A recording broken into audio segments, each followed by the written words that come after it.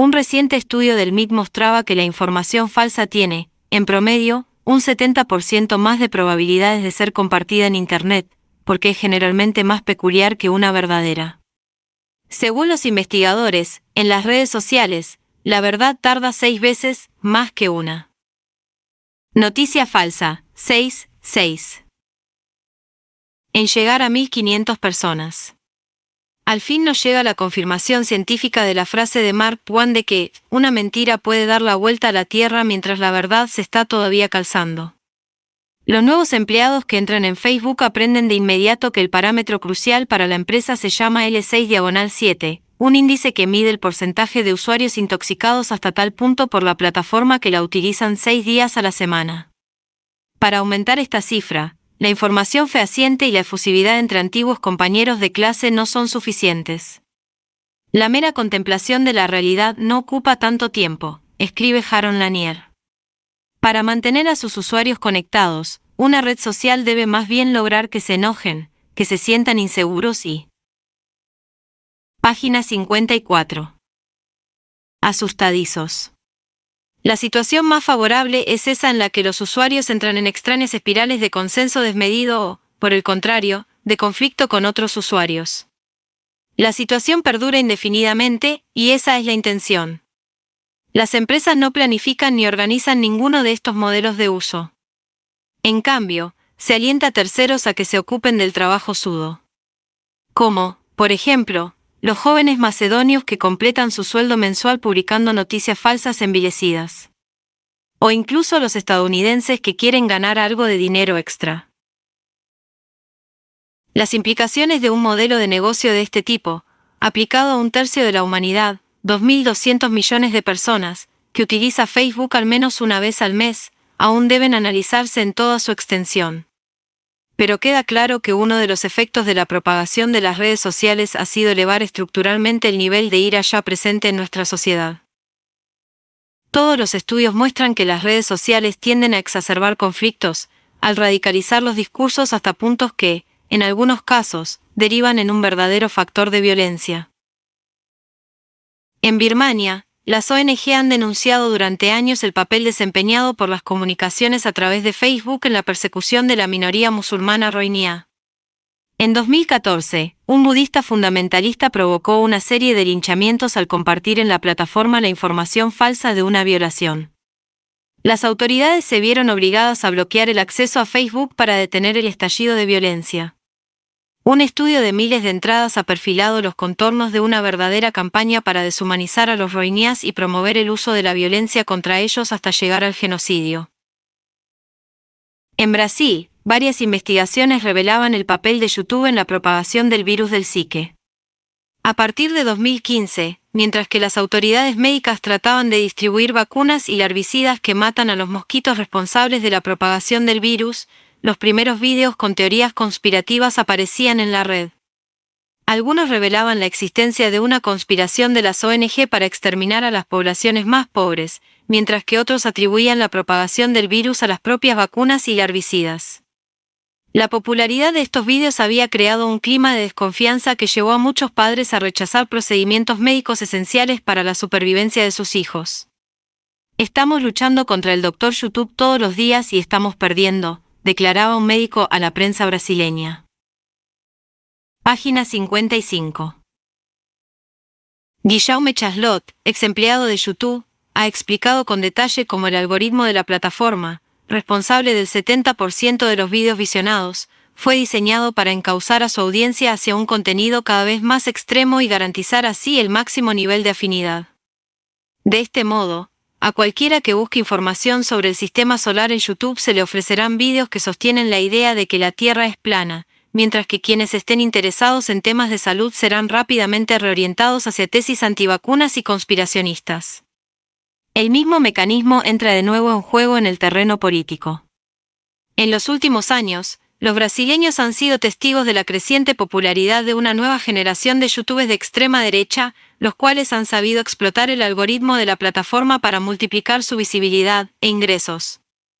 Es el caso de Nando Moura, un guitarrista aficionado con más de 3 millones de suscriptores en un canal de YouTube donde alterna tonadillas.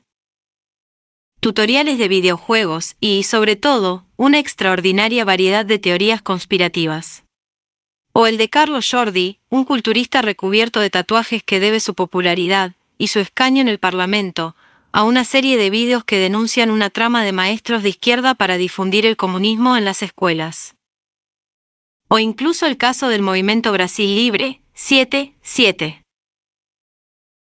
Una organización fundada con motivo de la campaña a favor de procesar a la expresidenta Dilma Rousseff, que creó una auténtica factoría de producción de vídeos para YouTube gracias al uso de jóvenes profesionales dedicados a combatir lo que consideraban la dictadura de la corrección política. En octubre de 2018, uno de los miembros más activos del movimiento, Kim Kataguiri, se convertía, a los 22 años, en el miembro más joven jamás elegido para el Congreso. Al mismo tiempo, otros 5 candidatos del MBL, 8 entraban también en el Parlamento Nacional. Juntos, estos personajes, acompañados de innumerables figuras de perfil similar, contribuyeron a crear el clima que posibilitó la elección de un exsoldado de extrema derecha, muy popular en las redes sociales, a la presidencia de la República. El vídeo de los partidarios de Jair Bolsonaro, reunidos en Brasilia el día de su toma de posesión mientras entonaban al unísono los nombres de Facebook y YouTube, dio también la vuelta al mundo. Más cerca de casa, se manifestaban las mismas dinámicas. Una investigación de The New York Times documentó la relación entre el uso de Facebook y la violencia contra los refugiados en Alemania. Al examinar. Página 56. Los 3.000 casos de agresiones registrados en los últimos 2 años, los investigadores descubrieron que el número de incidentes está directamente relacionado con el índice de penetración de Facebook. Cuando el uso de la plataforma está por encima de la media, la frecuencia de los asaltos también aumenta, con una relación directa que se reproduce en todos los ámbitos, desde la aldea rural a la gran ciudad. De la sobreexcitación digital a la ascensión política no hay más que un paso, algo que el partido de extrema derecha AfD se ha ocupado de explorar en los últimos años. No es casual que algunos observadores lo hayan apodado el principal grupo de Facebook de Alemania. El funcionamiento de la AfD, afirma Martin Fuchs, 9-9. Gira en torno a Facebook, realidad que lo aparta fundamentalmente de los otros actores políticos.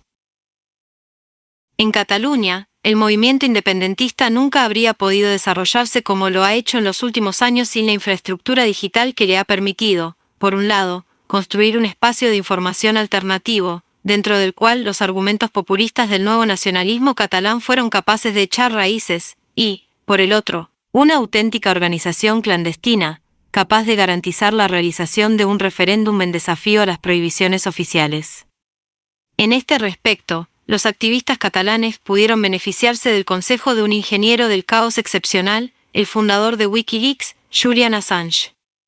Este último no se limitó a convertirse en uno de los principales apoyos internacionales de los independentistas, mientras componía tweets que tildaban al Estado español de «República bananera», sino que también enseñó a los militantes catalanistas a anular la vigilancia de las fuerzas del orden gracias al uso de servicios de mensajería encriptados. El día del referéndum, cada mesa electoral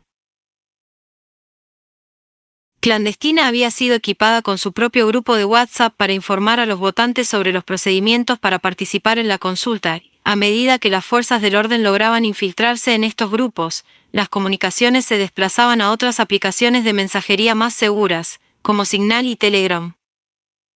En Francia, el movimiento de los chalecos amarillos, 10-10. Se nutrió desde el inicio de 2 ingredientes, la rabia de ciertos círculos de las clases populares y el algoritmo de Facebook, desde los primeros grupos indignados que empezaron a aparecer en la plataforma a principios de 2018, hasta peticiones en línea contra el precio de los carburantes que obtuvieron millones de Página 57. Apoyos, pasando por grupos tales como la France en Colère. 11-11. Convertidos en los órganos de información y lugares de coordinación de la protesta.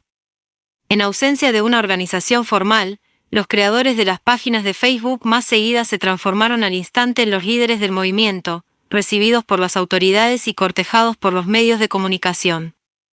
La idea misma del uso del chaleco de seguridad como signo de identidad había surgido, por cierto, de un vídeo publicado en Facebook por un joven mecánico, Ghislain Coutard, que fue visionado más de 5 millones de veces en cuestión de pocos días. De nuevo, lo que llama la atención es la rapidez del fenómeno. El vídeo había aparecido en línea el 24 de octubre y, 3 semanas después, el 17 de noviembre, 300.000 chalecos amarillos se movilizaban en todo el territorio francés, en una protesta autogestionada que causó una muerte y 585 heridos. Una vez más, Facebook había funcionado como un multiplicador formidable, al absorber los ingredientes más dispares para alimentar una epidemia de ira que se ha contagiado desde la dimensión virtual a la realidad. En el germen de la protesta estaban las quejas legítimas de los contestatarios que se oponían al aumento de los impuestos sobre el carburante y a medidas análogas del gobierno. Pero, desde el primer día, el algoritmo desenfrenado de la red social californiana combinó estos temas con llamadas a la revuelta de la extrema derecha y la extrema izquierda, las noticias falsas y las teorías conspirativas procedentes de una amplia variedad de fuentes. Circularon, asimismo, una carta falsa del presidente de la República en la que se invitaba a las fuerzas de la ley y el orden a utilizar toda la fuerza contra los manifestantes, los detalles de un complot masónico para subyugar a Francia, el análisis de un supuesto constitucionalista que explicaba que la elección de Macron había sido ilegítima. También se compartió ampliamente otra tesis: que el Pacto Mundial sobre Migración promovido por Naciones Unidas, 1212, sería de hecho una conspiración para someter a la clase media blanca.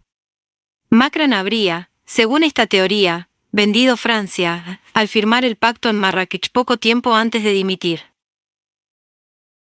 Para hacerse una idea de la naturaleza del cóctel explosivo que avivó la furia de los manifestantes, bastaba con echar un vistazo durante los días de protesta a la página de Facebook La France en Colère, principal lugar de coordinación del movimiento con decenas de millones de clics en su haber.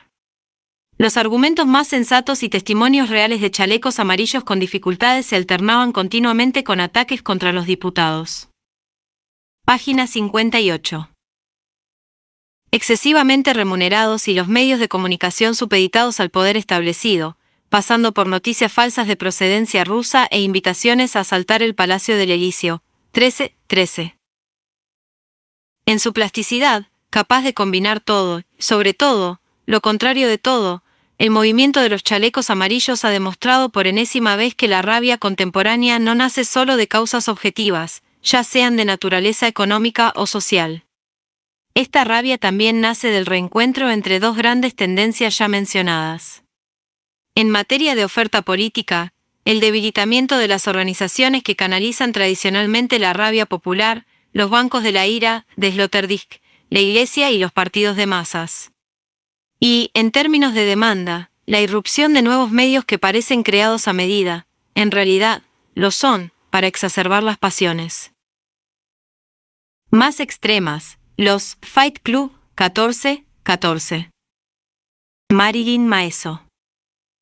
De los cobardes, tal y como los define. El auténtico talento de los ingenieros del caos reside en su capacidad de posicionarse en el vértice de esta intersección. Uno de ellos, el gran asesor de Víctor Orbán, Arthur Finkelstein, describía la situación en los siguientes términos ya en la primavera de 2011: viajo mucho por todo el mundo y observo una gran cantidad de rabia por todas partes. En Hungría, Jobbik ganó el 17% de los votos con el mensaje: es culpa de los romaníes. Lo mismo está ocurriendo en Francia, Suecia, Finlandia. En Estados Unidos, la rabia se centra en los mexicanos, en los musulmanes. Hay un grito al unísono: nos quitan nuestro trabajo, cambian nuestra forma de vida.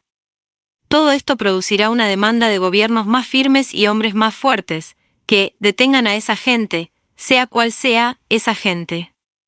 Hablarán de la economía, pero el corazón de su asunto es muy distinto: es la rabia.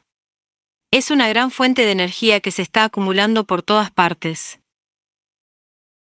Por tanto, los ingenieros del caos comprendieron antes que otros que la rabia constituía una fuente colosal de energía, y que podía explotarse para lograr cualquier objetivo, siempre y cuando se entendieran los mecanismos y se dominara la tecnología.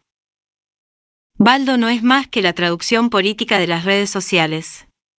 Una maquinaria temible que se alimenta de rabia y tiene como único principio el compromiso con sus simpatizantes. Lo importante es alimentar la rabia con contenidos calientes que susciten emociones. Detrás de la oficina de Davide Casaleggio en Milán, una pantalla mide en tiempo real la popularidad de los contenidos publicados en las diversas. Página 59. Plataformas de la galaxia del movimiento 5 estrellas. Poco importa que sean positivos o negativos, progresistas o reaccionarios, verdaderos o falsos. Los conceptos que agradan son desarrollados y recuperados, y se transforman en campañas virales e iniciativas políticas. El resto desaparece, en un proceso darwiniano que tiene por único criterio la atención generada en la red. Desde finales de 2014, la Liga de Matteo Salvini ha desarrollado un aparato similar, apodado La Bestia. Los perfiles sociales de Salvini son analizados sistemáticamente para conocer qué publicaciones y tweets concentran la mayor cantidad de actividad y qué tipo de personas interactuaron. No se escatiman esfuerzos para alimentar a la bestia, como demuestra el caso de la iniciativa Vinci Salvini, 1515. Un juego en línea lanzado durante la campaña electoral de 2018 que permitía a quienes produjeran contenido a favor de la Liga acumular puntos y, ¿por qué no?, mantener un encuentro con el propio líder del partido. Todos los datos son fagocitados por la bestia, que los escupe en forma de eslóganes y campañas capaces de cautivar a cientos de miles, a veces a millones de votantes. Por supuesto, como en el caso de Baldo, una mano humana se oculta tras la bestia. Pertenece a Luca Morisi, doctor en filosofía de la Universidad de Verona, donde enseñó computación filosófica durante 10 años, es decir, cómo la revolución digital redetermina los temas clásicos del pensamiento occidental. Claramente, el fruto de esta cuidadosa reflexión se identifica con las posturas al estilo Mussolini 2.0 del capitán, el apodo que Morisi ha acuñado para Salvini. Matteo es un defensor de la comunicación polarizada, dice. Busca el contacto con la gente incluso cuando lo encañonan con una bazuca. Se crece con el conflicto. Así, se las ingenia, incluso mejor que Trump, para involucrar a aquellos que lo apoyan. Si vas de vacaciones y encuentras un restaurante que te gusta, pones un me gusta en su página de Facebook, pero es muy poco probable que vuelvas. El secreto de Salvini reside en el hecho de haber logrado catalizar una tensión constante en torno a su figura. La continuidad del contacto es lo más importante. Compromiso, compromiso, compromiso. El parámetro clave es siempre el mismo. Gracias a la astucia de Morisi, el capitán se convirtió en pocos meses en el líder europeo más seguido en Facebook, con 3,3 millones de me gusta, contra los 2,5 millones de Angela Merkel y los 2,3 de Macron. Trump acumula 22 millones, pero, añade Morisi, Matteo le gana en términos de. Página 60. Participación pública, 2,6 millones de clics por semana para Salvini frente a 1,5 millones para Trump. Para lograr estos resultados, hay quien afirma que la Liga utilizó ejércitos de software y de perfiles falsos. Morisi lo ha negado. Nunca he creado ni administrado perfiles falsos de Twitter o Facebook para aumentar artificialmente la participación, ha asegurado. En cambio, reivindica haber creado avatares de carne y hueso. En 2014, nosotros creamos una estrategia, conviértete en portavoz de Salvini, que dio mucho que hablar. El usuario se registraba y aceptaba tuitear automáticamente los contenidos publicados por Salvini. No eran personas inventadas, sino gente real que accedió a tuitear contenidos concretos en determinados contextos. La iniciativa fue un éxito. Decenas de miles de personas, a menudo novicias en Internet, acordaron registrarse en las redes sociales para convertirse en avatares del capitano. Pero desde entonces ha habido un apoyo tan fuerte, incluso en Twitter, que ya ni siquiera las necesitamos. Este resultado, indiscutible en términos numéricos, nació en parte gracias a la habilidad de Morisi. Los nuevos ingenieros del caos son a menudo creativos y a veces dominan técnicas que los propagandistas tradicionales no siempre conocen. En Alemania, la campaña del partido de extrema derecha AfD se las ingenió para que, cada vez que algún elector escribía el nombre de Angela Merkel en Google, el primer resultado fuera una página que denunciaba la traición de la canciller sobre la política de refugiados y las víctimas del terrorismo en Alemania. En Estados Unidos, detrás de la aparente simplicidad de la campaña de bajo coste, 16 de Donald Trump, también se usaron técnicas psicométricas de Cambridge Analytica y, sobre todo, la capacidad para aprovechar las características más avanzadas de Facebook gracias a un equipo de técnicos puestos a disposición por la red social, que la campaña de Clinton había rechazado. En Brasil, los comunicadores a cargo de la campaña del candidato ultranacionalista Jair Bolsonaro eludieron los límites del contenido político en Facebook comprando miles de números de teléfono para bombardear a los usuarios de WhatsApp, 17, con mensajes y noticias falsas. No obstante, pese a los logros de los ingenieros del caos, la verdadera ventaja competitiva de Baldo no es de naturaleza técnica. Reside en la página 61. Naturaleza del contenido en el que se basa la propaganda populista. La indignación, el miedo, los prejuicios, el insulto, la polémica racista o sexista se propagan en la web y generan mucha más atención y compromiso que los debates soporíferos de la vieja política. Los ingenieros del caos son muy conscientes de ello. En palabras de Andy Wigmore, mano derecha del líder soberanista británico Nigel Farage y estratega de una de las dos campañas a favor del Brexit, cuando publicábamos algo sobre economía, obteníamos a lo sumo 3 o 4 mil me gusta. Si poníamos algo emocional, lográbamos 300 o 400 mil me gusta en cada ocasión, a veces incluso 2 o 3 millones. En Alemania, el contenido incendiario de los mensajes de la A-Librade ha permitido al partido de extrema derecha imponerse en la red. Según una investigación de la agencia Newsweek, cada publicación en la página de Facebook de la AfD produce, de promedio, 5 veces más interacciones que una publicación de la CDU. ¿Qué más da si el compromiso de fidelidad procede de avivar los rescoldos de los prejuicios y el racismo, o de propagar informaciones falsas? Nosotros fotografiamos la realidad, se defiende Morisi. Por supuesto, usamos un cromatismo saturado, pero uno se da cuenta de que, de hecho, estos sentimientos ya existen en las personas. Baldo asegura no hacer nada más que repetir lo que la gente piensa y hacerlo sin hipocresía, con el lenguaje que la gente usa. Y mucho mejor si las élites enemigas del pueblo consideran ofensivo y vulgar este lenguaje. Es un signo de su desconexión del pueblo, que solo Baldo representa. Mejor aún, refleja. Pero, al posicionarse como espejo de lo peor, Baldo actúa en calidad de su multiplicador. En Italia, como en los Estados Unidos de Trump o en la Hungría de Orbán, el primer y principal efecto de la nueva propaganda es la relajación del habla y el comportamiento. Por primera vez en mucho tiempo, la vulgaridad y los insultos personales han dejado de ser tabú. Los prejuicios, el racismo y el sexismo salen de su escondrijo. Las patrañas y las teorías conspirativas se convierten en una clave para interpretar la realidad.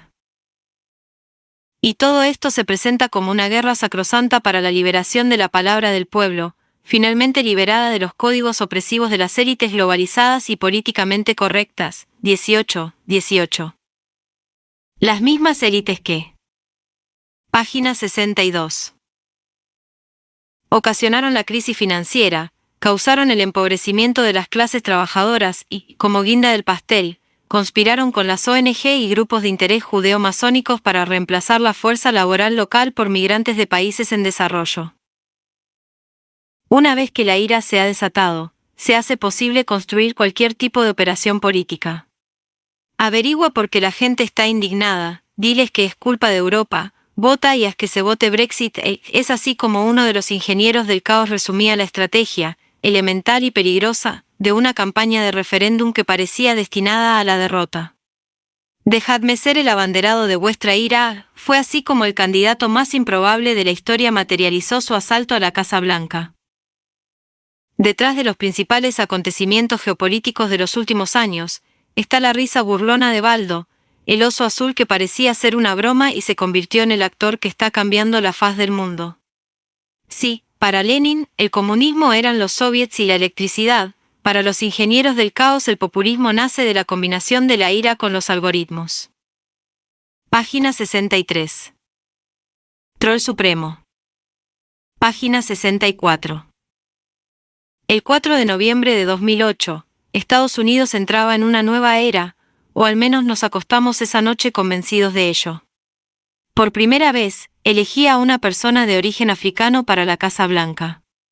Las fracturas que habían marcado la historia de ese gran país parecían haber remitido al fin y todos los sondeos eran unánimes: el racismo ha dejado de existir. Incluso en los estados sureños más retrógrados, ya no había un solo votante dispuesto a admitir que su voto estaba influenciado por el color de la piel. Más de 3 siglos después, el crisol de razas estadounidense parecía haber completado al fin su culminación natural. Sin embargo, esa misma noche del 4 de noviembre, lejos de los focos del Grand Park de Chicago, donde Barack Obama había celebrado su elección, se producía un fenómeno muy distinto. Los datos recabados por Google, que, a diferencia de las encuestas, revelan los pensamientos y comportamientos reales de las personas, atestiguaban que, a lo largo de la noche, el número de búsquedas de la expresión First Nigger President, primer presidente negrata, 1 sobrepasaba en algunos estados las búsquedas de First Black President, primer presidente negro. La misma noche, la red social racista Storefront registraba, asimismo, el pico más alto de visitas de su historia. De hecho, mientras la historia oficial anunciaba el fin del odio racial, este ya se estaba reorganizando y adoptaba una nueva forma, esta vez menos explícita y más contemporánea, que le permitiría, 8 años después, celebrar un sonado comeback 2-2. En ese momento, nadie se dio cuenta. Más que un político tradicional, habría hecho falta un saorí para detectar el fenómeno. Desde los primeros meses del mandato de Obama, este prospector, capaz de movilizar la base oculta más importante de electores racistas, tomará el rostro improbable de Donald Trump. Improbable no tanto por su cabellera amarilla, sus negocios dudosos y su pose teatral, sino más bien porque, en el otoño de 2008, el constructor neoyorquino era una de las figuras más populares entre los afroamericanos y los latinos. The Apprentice, el programa de telerrealidad que había presentado. Página 65. Desde 2004, en el que se interpretaba a sí mismo, apelaba especialmente a las minorías porque ponía en escena a jóvenes de todos los orígenes étnicos que competían para hacer realidad el sueño americano bajo la mirada implacable pero justa de Donald. Al comienzo de cada episodio, instantes antes de subir a un helicóptero con su nombre en el fuselaje, el magnate se dirigía a la cámara: he dominado el arte de los negocios y convertido el nombre de Trump en una marca de la más alta calidad. Como maestro, quiero transmitir mis conocimientos a otra persona. Estoy buscando al aprendiz. Entre los 16 jóvenes que participaban cada temporada en la competición para ganarse el favor del maestro, había, por supuesto, hombres y mujeres que representaban la diversidad racial de la sociedad estadounidense. Y no era raro que ganaran, como en el otoño de 2005, cuando el programa coronó a Randall Pinkett, un joven y brillante afroamericano de 26 años. The Apprentice orientaba sus focos hacia la vitalidad de una sociedad multiétnica, y las minorías así lo reconocían. Durante este periodo, Donald Trump fue más popular entre negros y latinos que entre el público blanco. Sin embargo, todo estaba destinado a cambiar de manera vertiginosa a partir de 2010. Fue a partir de ese momento que Trump adoptaría una teoría conspirativa que hasta ese momento había permanecido confinada a los márgenes más extremos de la derecha alternativa, según la cual Barack Obama no habría nacido en Estados Unidos y no habría tenido, por tanto, el derecho de ser elegido presidente. Soy un poco escéptico sobre el nacimiento de Obama, declaraba, y no creo que los que compartimos este punto de vista debamos ser considerados idiotas a las primeras de cambio. Allí donde él dice haber nacido, nadie se acuerda de él. Hay algo en ese certificado de nacimiento que al propio Obama no le gusta. Así, de pequeña declaración en pequeña declaración, Trump dio vida a una campaña cuyo objetivo era obligar a Obama a presentar su certificado de nacimiento. Cuando la Casa Blanca finalmente publicó el documento, Donald aumentó. Incluso la puja, al ofrecer $5 millones a quien fuera capaz de proporcionar la copia original de la demanda de inscripción universitaria de Obama. En pocos meses se había consolidado, de este modo, como el oponente más radical y políticamente incorrecto del presidente. Mucho antes del anuncio oficial de su candidatura, los componentes esenciales de lo que se transformaría en el trumpismo ya estaban presentes en este acto inaugural. En primer lugar, encontramos la llamada de lo salvaje, 3.3. Página 66. Dirigida a la base tradicional de electores, blanca, impregnada de prejuicios y racismo, y que había vivido la elección de Obama como una aberración. Al cuestionar los orígenes del presidente bajo el velo sutil de la discusión administrativa, Trump contestaba en realidad la cuestión de la legitimidad de un negro para ocupar la Casa Blanca. Y, al mismo tiempo, hacía un guiño al electorado blanco, rural y suburbano, que por primera vez se sentía marginalizado en el sistema político estadounidense. El segundo elemento de la polémica sobre el certificado de nacimiento es la teoría de la conspiración. Detrás de la elección de Obama, se concentraría una vasta conspiración de poderes más o menos ocultos y élites globales capaces de falsificar la realidad para lograr sus propios objetivos contra los intereses del buen pueblo estadounidense. Finalmente, las noticias falsas constituyeron desde el principio el tercer ingrediente. El supuesto nacimiento de Obama fuera de los Estados Unidos es, por supuesto, una falacia. El propio Trump lo admitió sin problemas unos años más tarde. Pero el hecho de que la trayectoria política de Donald se basara, desde el principio, en noticias falsas, no constituía de ninguna manera su punto débil. Por el contrario, y sorprendentemente, este sería uno de los mayores activos de su candidatura. Cuando Trump lanzó su campaña de difamación en torno al certificado de nacimiento de Obama, nadie se imaginaba que tal iniciativa podía ser una plataforma de lanzamiento para acceder a la Casa Blanca. Nos encontrábamos en los Estados Unidos del siglo XXI, donde los blancos se convertirían en minoría a partir de 2040 y donde la cultura dominante había sido durante un largo periodo la de la meritocracia y la corrección política. 4. En las grandes universidades, la de Hollywood y Silicon Valley. En un mundo semejante, de Donald era, a lo sumo, un folclórico hombre de Cromañón, una especie de superviviente de la década de 1980. Pero, al margen de la política estadounidense, desde hacía algún tiempo acechaba un personaje con la sensibilidad y la experiencia necesarias como para olfatear antes que nadie las otras corrientes que mostraban su inquietud bajo el aparente consenso de la Nueva América, sobre todo en el mundo digital. Es cierto que un episodio aparentemente secundario en el currículo de Steve Bannon tendría un impacto decisivo sobre su visión de las cosas. En 2005, Bannon dejaba Hollywood para irse a Hong Kong. Allí, participó en el lanzamiento de una empresa, Internet Gaming Entertainment, con un modelo de negocio bastante curioso. Esta empresa se servía de la página 67. Popularidad de un videojuego, World of Warcraft, con millones de entusiastas en todo el mundo, para emplear a miles de jóvenes chinos que jugaban todo el día con el fin de acumular trofeos virtuales, armas y oro, reservados a los jugadores más expertos. Estas ganancias virtuales se revendían, a cambio de dinero real, a los perezosos jugadores occidentales que deseaban progresar en el juego sin permanecer en él todo el tiempo. Un problema emergió, sin embargo, el modelo de negocio enfureció a los jugadores. 5 reales, muchos de los cuales habían hecho del juego su propósito vital.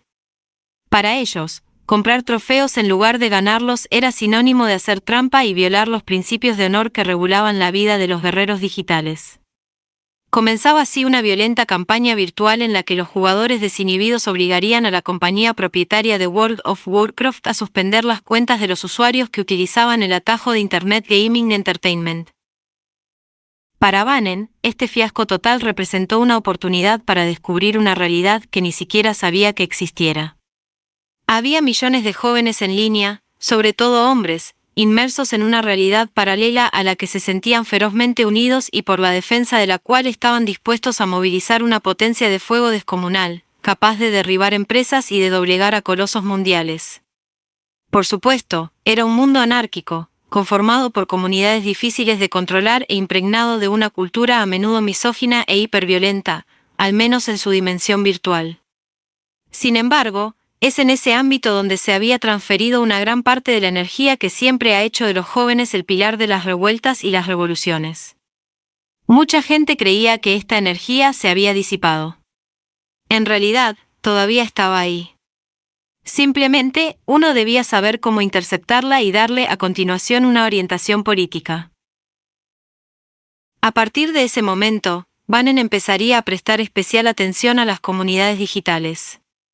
No a las comunidades bienpensantes y políticamente correctas, que habían sustentado el éxito de la candidatura de Obama en 2008 y, a continuación, habían sido aplaudidas como el motor global del cambio con motivo de la primavera árabe de 2011, sino a otras menos visibles y presentables, que se agitaban por debajo del radar de los políticos y medios tradicionales. Plataformas como 4chan, 8chan o los subgrupos de Reddit, que atraían a millones de usuarios a través de acaloradas controversias contra el poder establecido de los medios de comunicación, los políticos y los nuevos dogmas de lo políticamente correcto. Se trataba de los Página 68. Microcosmos para los que ningún argumento era tabú, la única regla era la transgresión para atraer la atención y escandalizar a los bienhechores con comentarios escandalosos, misóginos, racistas o antisemitas. Mientras tanto, Bannon, superviviente de su aventura en el mundo de los jugadores en línea, regresaba a Estados Unidos y se aliaba con uno de los personajes más intrigantes de la nueva derecha estadounidense. Andrew Breitbart era periodista y escritor, hijo adoptivo de una pareja judía de clase media de Los Ángeles. Criado en un ambiente progresista, Breitbart había tenido su revelación política en 1991 a raíz de un escándalo vinculado al juez negro Clarence Thomas, un conservador antiabortista preseleccionado por George Bush para servir en la Corte Suprema, salpicado de acusaciones de agresión sexual a su excolaboradora Anita Hill. Yo seguía la investigación parlamentaria desde mi posición de buen liberal, 6.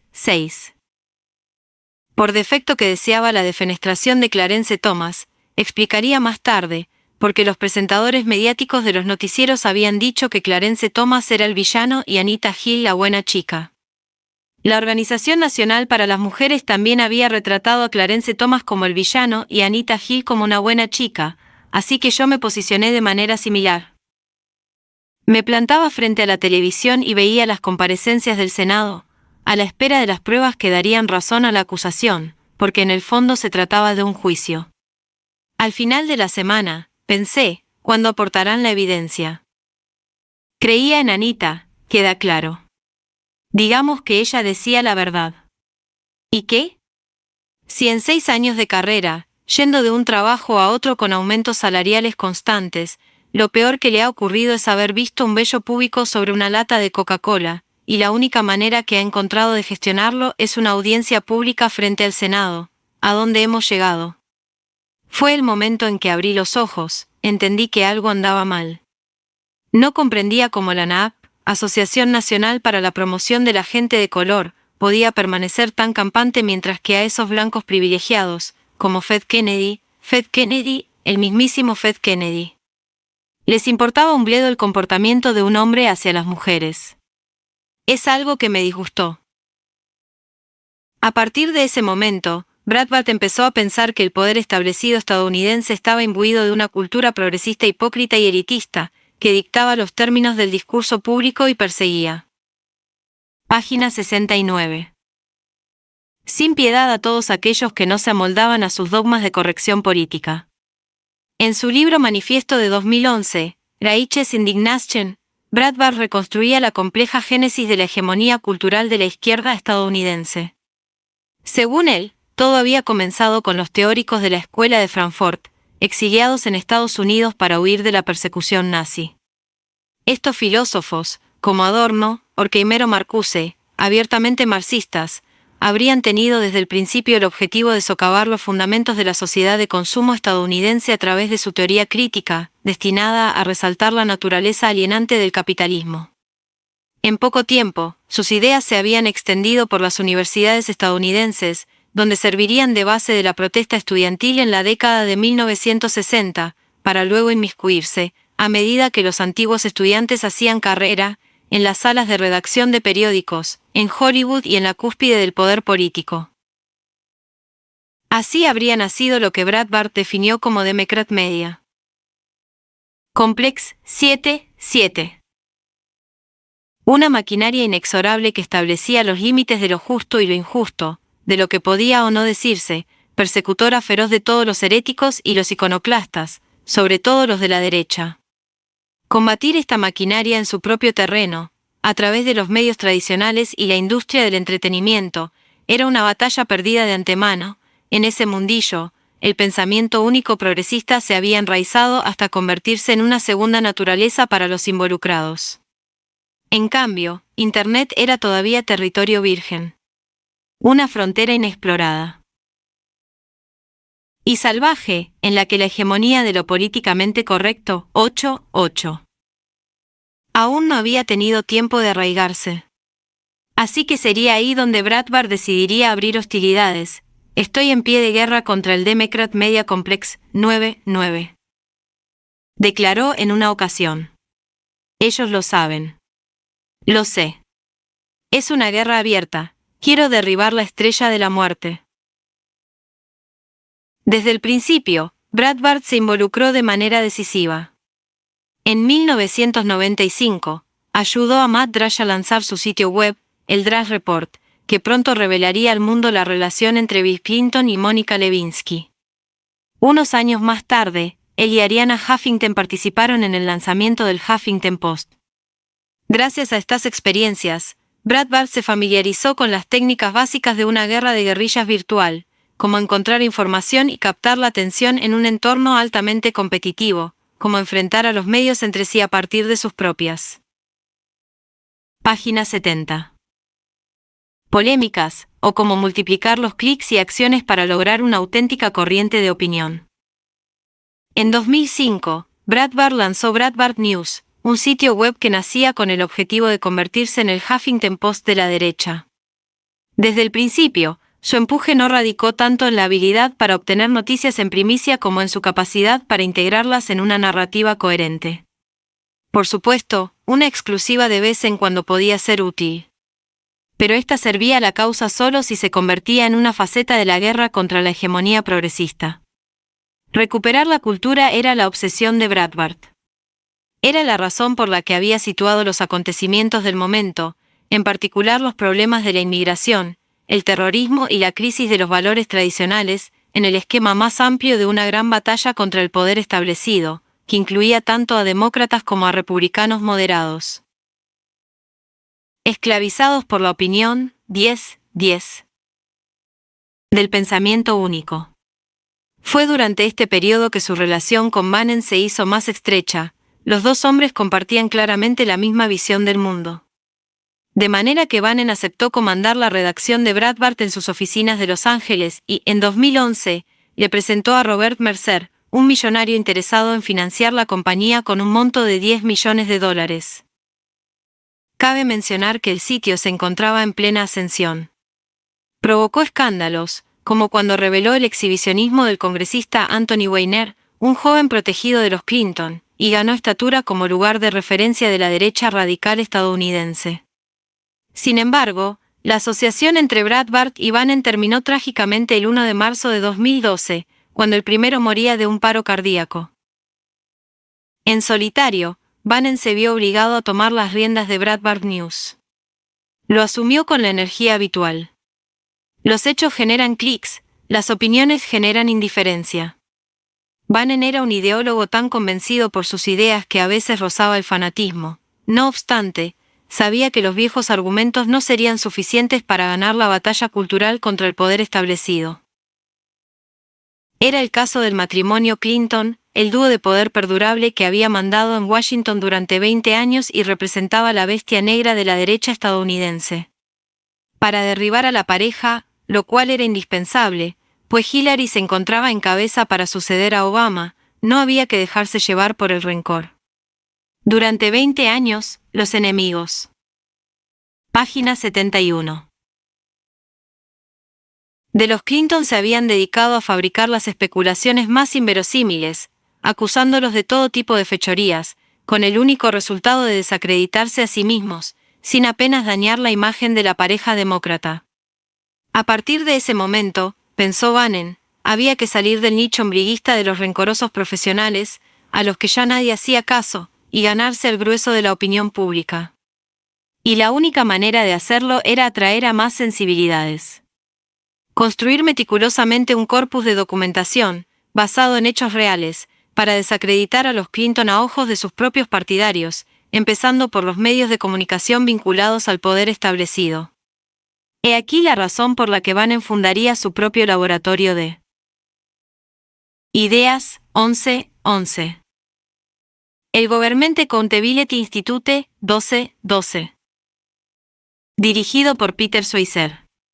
Con el apoyo de Bannon, Schweizer dedicó meses a acumular información sobre la Clinton Global Initiative, la fundación de Bill que recaudaba cientos de millones de dólares al año a través de fondos de todo el mundo. Esta organización constituía la base material del poder de la pareja, pero también la plataforma de lanzamiento de la candidatura presidencial de Hillary en 2016. Al hablar con las gargantas profundas del círculo clintoniano y recorrer hasta los lugares más recónditos de la Internet profunda, 13. Schweizer reconstruiría algunos de los pasajes más turbios de las actividades de la Fundación CGI. La vez que, por ejemplo, el magnate minero canadiense Frank Schuster había donado millones a la fundación y luego, en su avión privado, había llevado a Bill Clinton a cenar con el dictador kazajo Nazarbayev para obtener así una concesión para la explotación de los yacimientos de uranio del país. O la ocasión en que otro generoso inversor de la fundación había obtenido, a cambio de su altruismo, la concesión de la red móvil de Haití, donde Bill coordinaba los esfuerzos de reconstrucción después del terremoto. Por no hablar de las docenas de multimillonarios de dudosa reputación que financiaban la fundación, o los fondos que Bill recaudaba en todo el mundo para eventos públicos organizados en apoyo de algunas de las peores dictaduras del planeta. Los frutos de esta meticulosa investigación serían compilados en un libro, Clinton Cash, El dinero de los Clinton, que se convertiría en una de las principales requisitorias contra Hillary, un material combustible destinado a avivar en un primer momento el reto lanzado por Bernie Sanders desde la izquierda, y más tarde, una segunda ronda con el desafío de Donald Trump. Página 72. En lugar de publicar el libro bajo el auspicio de Breitbart, que lo habría condenado a permanecer confinado en el aparato mediático de la derecha, Bannon concedió la exclusividad a los vilipendiados portavoces del poder establecido, empezando por el más relevante de entre ellos, The New York Times. Desde el inicio, las revelaciones contenidas en Clinton Cash tendrían un gran impacto en el conjunto de la opinión pública.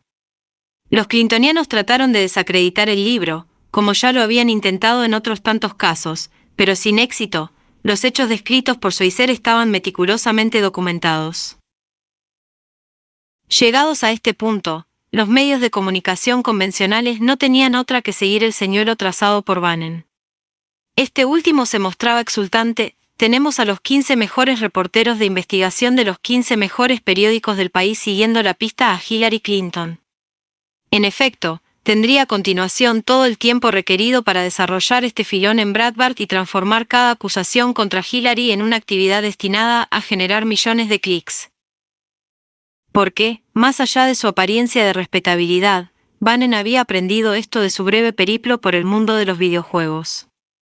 Era consciente de que, bajo la superficie de Internet, se agitaban corrientes imperceptibles pero muy poderosas, alimentadas por la frustración de millones de individuos que se sentían en los márgenes de la sociedad, así como por esta ira innata y sorda de Estados Unidos, sobre la cual había hablado ya Philip Roth en su Pastoral Americana.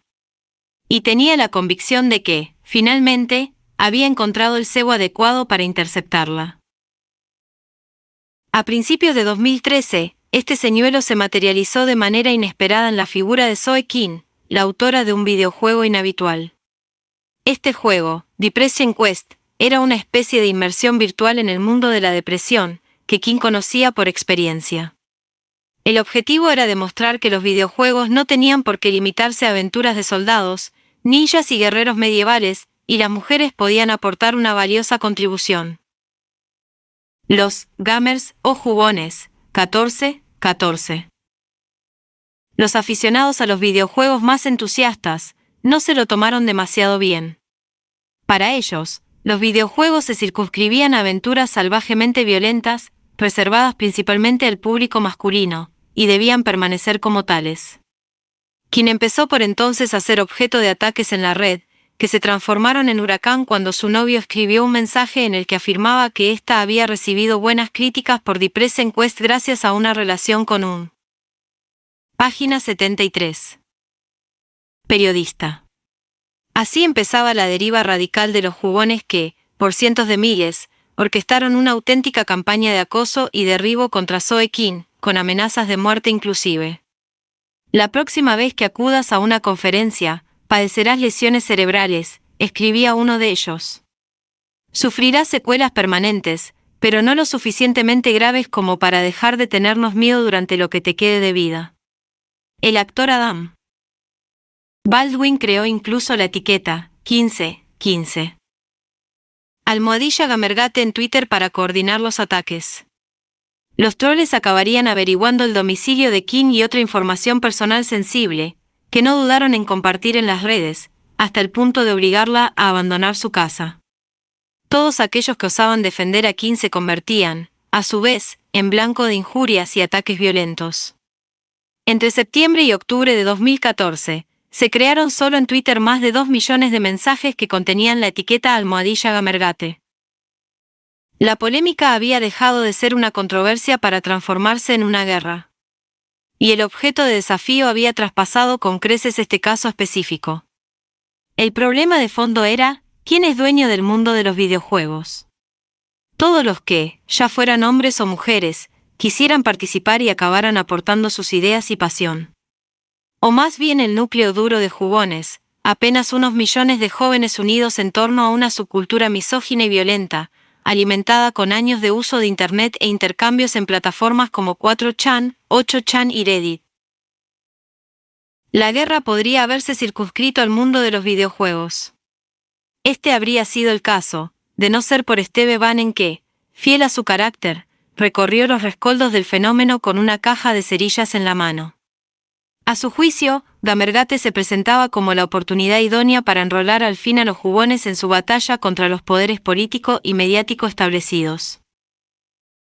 Así fue como tuvo su oportunidad de entrar en escena Milo Yiannopoulos, con diferencia la figura más colorida de la galería de los ingenieros del caos.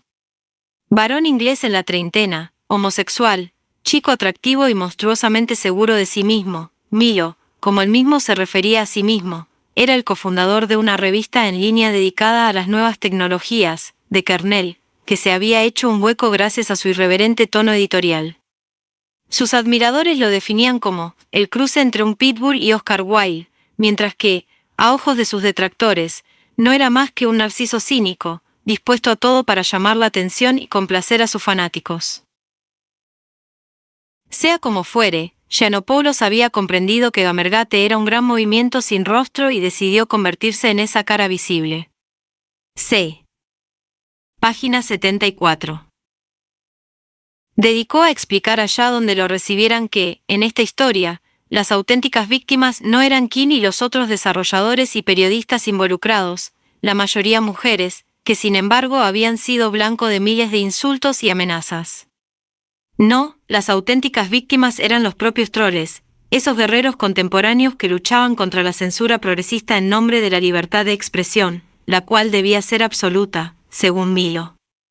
Hay un ejército de programadoras y activistas femeninas psicópatas, escribía, protegidas por blogueros políticamente correctos que buscan la capitulación de la cultura de los videojuegos. Era normal que, frente a semejante ofensiva, los jugadores trataran de defenderse. No era de extrañar que un posicionamiento como el descrito llamara la atención a Bannon. Al fin se presentaba el vínculo indispensable entre su guerra contra el poder establecido y las masas desencantadas de troles y jugones. Dicho y hecho, Bannon convocaba inmediatamente a Milo a su oficina en Washington. Cuando lo conocí, evocaría posteriormente, vi a un personaje capaz de establecer conexiones culturales al estilo de Andrew Breitbart. Tenía las agallas, el cerebro, el carisma, Hay algo especial en tipos así. Simplemente ruedan a más revoluciones. La diferencia es que Andrew poseía un universo moral muy sólido, mientras que Milo es un nihilista inmoral.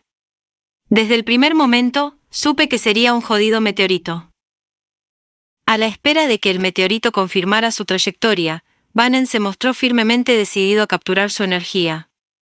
Fue así como asignó a Milo la dirección de una nueva sección del sitio, Breitbart, con una misión específica: tienes que movilizar a este ejército. Los podemos atraer con el señuelo de Gamergate u otra cosa, y luego los convertimos a la política de Trump. A Milo, no fue necesario decírselo 2 veces. Nuestros lectores están cansados de que los etiqueten como troles, acosadores o misóginos por el mero hecho de no ajustarse a las opiniones de los periodistas, proclamaba el vídeo de lanzamiento de Breitbart. Queremos defender a los usuarios de 4chan que quieren permanecer en el anonimato, así como a quienes luchan en Reddit contra la invasión de los moderadores. Defenderemos a los jugones contra todos aquellos que sean lo suficientemente estúpidos como para atacarlos. Página 75. Tanto para Milo como para Bannon, la batalla de los jugones se integraba en un contexto más amplio. Las libertades fundamentales, empezando por la libertad de expresión, estaban siendo amenazadas por la ortodoxia progresista. Por lo tanto, los disidentes anónimos de hoy serían como los autores de los Federalist Papers, los fundadores de la democracia estadounidense, Alexander Hamilton y James Madison, quienes al principio también habían escrito bajo seudónimo. Para evitar cualquier malentendido, el sitio publicaba una entrevista exclusiva a Donald Trump el mismo día del lanzamiento de Breitbart. A excepción de Hillary Clinton, gracias al escándalo de su cuenta de correo electrónico, anunciaba con ironía el destacado de la pieza: pocos candidatos a la presidencia se han pronunciado sobre cuestiones tecnológicas durante esta campaña. Hoy enmendamos esta escasez con la entrevista, concedida en exclusiva, de Donald Trump sobre piratería, ciberguerra e inteligencia artificial. El mensaje enviado por Treyvar a los jugones de videojuegos y a otras subculturas del mundo cibernético era claro: vuestro mundo está en peligro, la poderosa maquinaria de corrección política y los censores demócratas quieren desproveeros de todo lo que os importa verdaderamente, de la libertad al anonimato, es decir, la esencia de lo que hasta ahora ha definido la cibercultura. La única manera de salvaros consiste en involucrarse en la política. Acompañanos a nosotros y a Trump en la lucha contra el poder establecido, los medios de comunicación y la política tradicional, para defender así vuestros derechos y vuestra identidad. De este modo, el soberanismo clásico se aliaba con una forma más contemporánea de soberanismo digital. Llevar los pantalones en su propia casa no valía solo para la frontera con México o para la entrada de musulmanes en el país. La máxima también se aplicaba al ciberespacio, que debía permanecer tal y como estaba, sin interferencias. Los troles habían sido efusivamente invitados a entrar en guerra. Y, al mismo tiempo, Milo se proyectaba mucho más allá de los límites de los foros tecnológicos, para convertirse en una figura pública de pleno derecho. Con todo, el patrón era bastante simple. Giannopoulos era un homosexual que aseguraba no trabajar nunca con otros homosexuales porque toman demasiadas drogas, practican demasiado sexo, nunca se presentan a trabajar y siempre ponen excusas. Casi peor que las mujeres. Asimismo, veía a las lesbianas como meras fanfarronas, mujeres en busca de afecto que deberían. Página 76. Calmarse, porque la homosexualidad femenina no existe genéticamente. Giannopoulos tenía una madre judía y un marido afroamericano, pero coqueteaba peligrosamente con los movimientos supremacistas y neonazis estadounidenses. Un vídeo lo mostraba entonando America the Beautiful, 16, 16. En un bar ante la aclamación de una audiencia que hacía el saludo nazi. Técnicamente, Giannopoulos era un inmigrante, 17, 17. Pero se mostraba totalmente a favor de erigir el muro con México y desterrar a los musulmanes. En la práctica, Milo se regocijaba al injuriar los convencionalismos de la izquierda identitaria estadounidense: soy un inmigrante judío y gay que solo se acuesta con hombres negros y que es, en realidad, muy de derechas. Eso los vuelve locos. Cabe añadir que Yiannopoulos es un troll, capaz de hacerse expulsar de Twitter a raíz de una campaña de invectivas contra la actriz protagonista de Ghostbusters. Según Milo, la izquierda hacía de censora del humorismo porque no lograba controlarlo, pero en realidad pretendía erigirse en juez de la sensibilidad de la gente, con su habitual complejo de superioridad. Incluso si eran crueles, sus palabras no habían lastimado nunca a nadie, afirmó Yiannopoulos, que pretendía hacerse pasar por un defensor a ultranza de la libertad de expresión. Es lo único importante para mí, afirmaba. Porque los límites de lo que se considera un discurso aceptable en los Estados Unidos se han estrechado demasiado. Para Milo, el troleo era una forma de periodismo hecha por alguien que no está sentado en una redacción, y los troles eran las únicas personas que todavía dicen la verdad, como los bufones de la Edad Media, quienes, tras la superficie de la pantalla, revelaban la desnudez del poder. El propio Trump era un troll. La controversia sobre el certificado de nacimiento era sin duda una forma de troleo y toda su campaña electoral seguía la misma línea. En junio de 2015, irrumpía en la carrera por la Casa Blanca con dos maniobras que habrían puesto fin a cualquier candidatura convencional. Primero, formalizó su participación en las primarias republicanas con un discurso, al parecer improvisado, sobre los inmigrantes mexicanos, a quienes definió como violadores, entre otras lindezas.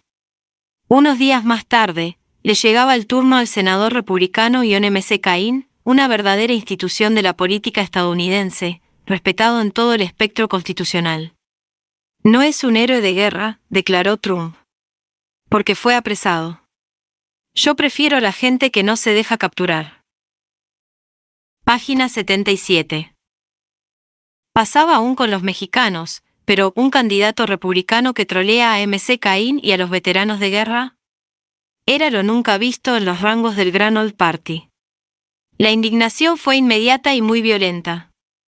El líder del partido lo desautorizó inmediatamente. No hay un lugar en nuestro partido ni en nuestro país para comentarios que ofendan a quienes lo han servido con honor. Trump entraba en la lista negra de toda la clase política estadounidense, indigno, miserable, repelente. En las redacciones, los periodistas se mostraban exultantes. Matt Taibbi, de Rolling Stone, escribía: esperábamos que Donald Trump adoptara la postura clásica y empezara el ritual expiatorio propio de las personalidades que han hecho un paso en falso, empezando a entonar el mea culpa. Por el contrario, fue en ese momento cuando Trump haría algo inaudito. En lugar de disculparse, afirmó sin mover un músculo que nunca había dicho que M.C. Cain no fuera un héroe. Considero un héroe a quien es hecho prisionero, declaraba. ¿A qué se refería? Si había dicho lo contrario. Ahí estaba el vídeo para probarlo. Los periodistas entraban en pánico. ¿Cómo era posible que un candidato a la Casa Blanca negara lo obvio? Y, sin embargo, así se presentaban las cosas. Trump superaba el incidente de M.C. Cain con la informalidad de un Golden Retriever y continuaba ganando apoyo. A partir de ese momento, se sucedería una retahíla de meteduras de pata aparentes y mentiras probadas que lo llevarían triunfalmente a las elecciones de noviembre de 2016. Después del episodio de los veteranos, llegarían los insultos sexistas contra una periodista de televisión. Tiene sangre que le sale de por ahí, espetaba el candidato, la imitación de un reportero discapacitado que lo había criticado, los apodos infantiles de los que se servía para los otros candidatos republicanos. Así, Marco Rubio se había convertido en Little Marco y Ted Cruz en Ted, el mentiroso. Hacer campaña contra Trump implicaba ser teletransportado al patio de una escuela, donde el matón de la clase es medio analfabeto, pero también, vaya usted a saber por qué, realmente eficaz a la hora de ridiculizar a la maestra y a los empollones cuatro ojos. Los expertos se mostraban desconcertados, pero el público disfrutaba, por no hablar de los jugones, y recompensaba a su favorito con audiencias cada vez más elevadas, lo que le permitió hacer campaña con una fracción del dinero que el resto utilizó para promover sus respectivas candidaturas. El megáfono de Trump era la propia incredulidad e indignación de los medios tradicionales, los cuales caían una vez y otra en sus provocaciones. Página 78. Estos le hacían publicidad y, sobre todo, otorgaban credibilidad a su reivindicación, aparentemente ridícula para un multimillonario de Nueva York, de ser el candidato contra el poder establecido. 18. Sin los gritos diarios y la indignación de los comentaristas políticos, los expertos. 19. De Washington y los intelectuales encorsetados, habría sido difícil para Trump postularse a sí mismo como abanderado de la ira de la izquierda contra el sistema. De esta manera, al contrario, todo se hacía más plausible. Los telespectadores de la América profunda no tenían más que observar la reacción escandalizada de las élites urbanas ante la candidatura de Donald. 2020. Para convencerse de que, en realidad, el personaje podía abanderar su descontento contra Washington. La campaña de Hillary emplearía a más de 1.000 personas, mientras que la de Trump sería 10 veces menor. En realidad, a este último le bastaría con aparecer en escena para atraer la atención de los medios y el público, mientras los estrategas. 21. De Hillary hacían saber que nos estamos esforzando para que parezca más espontánea en sus apariciones. El auténtico mérito de Trump consistía, en el fondo, en haber comprendido que la campaña electoral se jugaba en un formato de televisión basura, producido por diletantes y con un protagonismo a cargo de figuras tristes y sin vida, que probablemente no habrían superado la audición para participar en la Rueda de la Fortuna, y todavía menos la prueba de admisión a un programa de telerrealidad seguido por millones de fans de Kim Kardashian y Justin Bieber. Sería en este panorama desolador, dominado por directores y actores de segunda, el Clinton mediocre, el Bush mediocre y algunas apariciones improvisadas de personajes allí llegados con el entusiasmo de quienes hacen cola en la oficina de correos pensando que, de todos modos, tarde o temprano llegará mi turno, donde Trump irrumpiría como Clint Eastwood en un western. He trabajado en el mundo de la telerrealidad desde hace 10 años, declaraba un productora de New York Times, y puedo aseguraros que Donald es exactamente el perfil que buscamos en nuestras audiciones. No es complejo y es auténtico. Uno puede comprender su personalidad oyéndolo hablar durante 15 segundos. Su signo distintivo es la autopromoción. Sus edificios son altos y dorados, con el letrero Trump inscrito en mayúsculas. Durante las campañas políticas, existen los conflictos, pero son demasiado sutiles para el público en general. Trump ha resuelto el. Página 79. Problema. Sus insultos personales se han convertido en su sello distintivo. Incluso cuando afirma contenerse, como cuando declaró, a propósito del senador Rand Paul, que nunca lo he atacado acerca de su físico, aunque, créanme, hay material de sobra. En los Estados Unidos de 2016, los criterios de evaluación de los políticos se habían convertido en los mismos utilizados para definir a otras celebridades, en primer lugar, la capacidad de atraer la atención, y, en este punto, Trump era un maestro, y segundo, la capacidad para identificarse con la personalidad en cuestión. ¿En qué medida puedo identificarme con él? La autenticidad de los participantes era la obsesión de los programas de telerrealidad, y sería este mismo rasgo el que, como por casualidad, se convertiría en principal inquietud de los votantes con respecto a quienes debían tomar parte en el reality show 22 de la política. Bajo este perfil, la pose de Trump revelaba por supuesto un componente de puesta en escena, pero también contenía un elemento real de espontaneidad. Mucho antes de ser candidato, un inversor extranjero le había preguntado el significado de white trash 23. El epíteto peyorativo a través del cual algunos snobs se refieren a los blancos pobres del Medio Oeste, percibidos como incultos y generalmente obesos, permanentemente enganchados a la televisión. Son personas como yo, respondía, con la salvedad de que son pobres. Por medio de la crudeza de su lenguaje soez y sus provocaciones, a través de sus discursos improvisados y tweets, a través de sus chistes insultantes y su fanfarroneo ingenuo, Trump expresaba una autenticidad que lo diferenciaba de los políticos profesionales, sobre los cuales todo parecía resbalar con la misma indiferencia inalterable. Donald estaba un poco desquiciado, pero era una personalidad real, y no el ensamblaje artificial fruto de los consejos de expertos en relaciones públicas. Decía las cosas tal y como eran, 24. No tenía tiempo para la corrección política ya que eso, decía, era lo que ocurría en Estados Unidos, donde se perdía demasiado tiempo en debates sobre aseos públicos transgénero y los huertos orgánicos mientras las fábricas cerraban y los empleos se trasladaban a México y al Extremo Oriente. El estilo agresivo de Trump transmitía una sensación de fuerza. Asimismo, si desafiaba las convenciones sin arrugarse, quizá mostrara las mismas agallas a la hora de cambiar las cosas. Página 80. No sorprende que esta actitud contara con el apoyo de Milo y de la vasta comunidad de los jugones más radicales. Trump seguiría consolidando esta alianza a lo largo de la campaña, al tuitear con regularidad mensajes que procedían de los flancos más extremos de la blogosfera. A cambio, los jugadores de videojuegos radicalizados y blogueros de la derecha alternativa ofrecerían al candidato republicano varios servicios esenciales. En primer lugar, crearían eslóganes y campañas virtuales. Lograrían romper, de este modo, muchos tabúes, además de lograr que opiniones juzgadas extremas con antelación impregnaran el debate público, en parte gracias a la fuerza de las redes sociales, pero también gracias a los reflejos condicionados de los medios tradicionales, los cuales caían una y otra vez con la misma piedra, al revivir, indignados, cualquier tipo de provocación. El modelo Milo concordaba con el modelo Trump.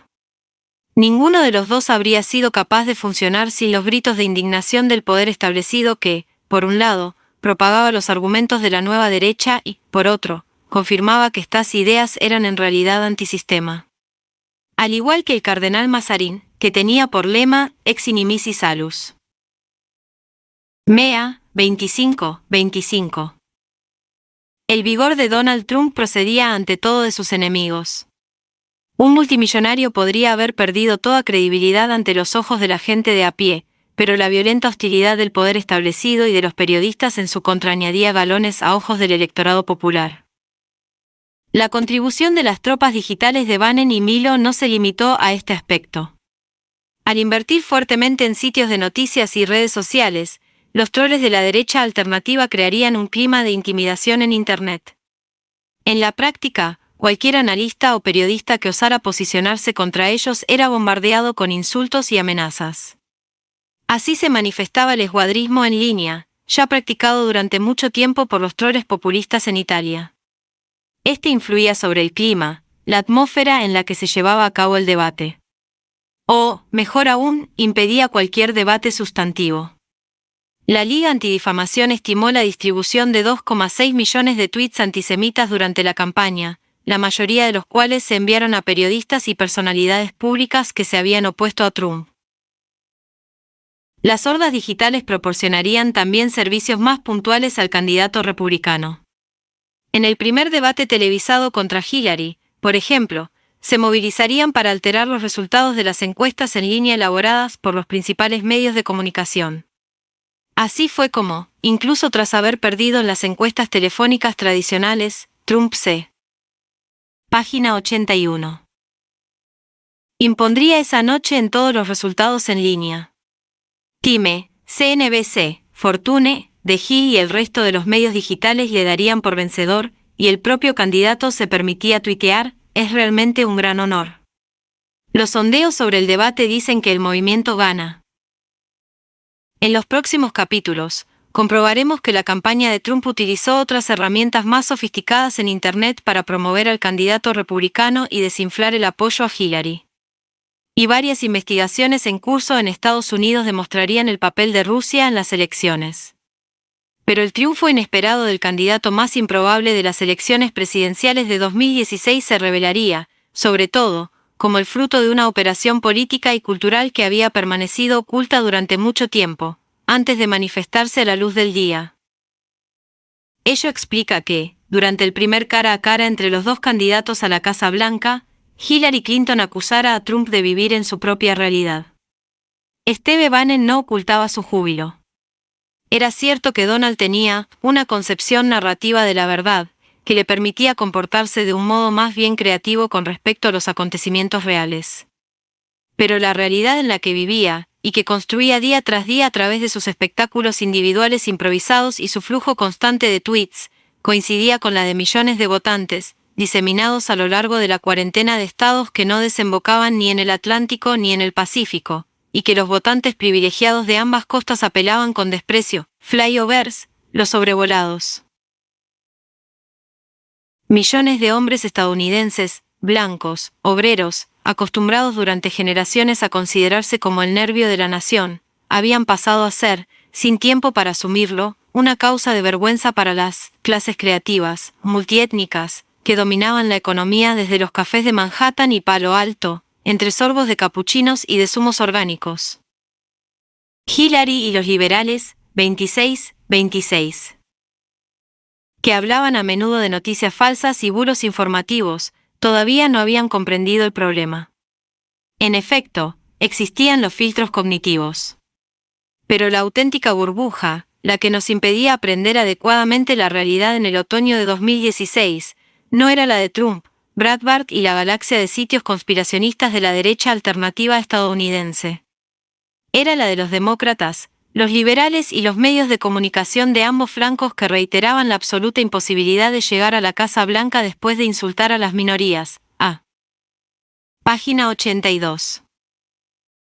Las mujeres, a los inmigrantes y a los discapacitados, y después de demostrar un nivel de incompetencia sin precedentes. Es un grupo de personas que hablan entre sí y que no tienen la menor idea de lo que está pasando. Si The New York Times no existiera, CNN y MSNBC no sabrían qué hacer. El Huffington Post y el resto se basan en The New York Times. Es un circuito cerrado, del cual Hillary Clinton obtiene toda su información y su seguridad. Esa es nuestra oportunidad. He aquí la corazonada de Bannon. La victoria de Trump era posible porque los principales medios de comunicación ni siquiera podían concebirlo. Si dicen que no es posible, eso significa que podemos hacerlo. Página 83. La extraña pareja de Budapest. Página 84. El 11 de enero de 2015 fue un día inusual. Una ciudad, París, y con ella toda Francia, se despertaba después del horror del ataque a la sede editorial del semanario satírico Charlie Hebdo. El presidente François Hollande había invitado a 40 jefes de Estado y de Gobierno de todo el mundo a marchar a su lado en la que se convertiría en la mayor manifestación vista en las calles de París desde la liberación de 1944. 2 millones de personas marcharon a lo largo del bulevar que lleva el nombre del autor del Tratado sobre la Tolerancia, 1. El primer ministro inglés, la canciller alemana, el presidente italiano, todos unidos abrazaban emocionados a su colega francés. Quizá temieran haber sido arrojados, por segunda vez desde el 11 de septiembre de 2001, a una etapa impredecible y violenta que pronto los arrollaría. Pero al menos habían decidido asumirlo juntos y replegarse en torno a los valores de libertad y apertura que habían marcado la construcción europea en sus mejores momentos. Entre todos los líderes europeos, solo un mandatario decidía mantenerse ligeramente al margen. Y no se trataba de timidez. Al contrario, Viktor Orbán se había ganado un nombre durante una manifestación de la primavera de 1989 cuando, a los 26 años, desde un púlpito en la Plaza de los Héroes de Budapest, había proclamado la sed de libertad de su pueblo y reclamado el repliegue inmediato de las tropas soviéticas del territorio húngaro. Pero hoy, sin embargo, Orbán se negaba a seguir el juego. El espíritu del 11 de enero se revelaba como una pantomima para él. Lo que precisamente deseaba era marcar la diferencia.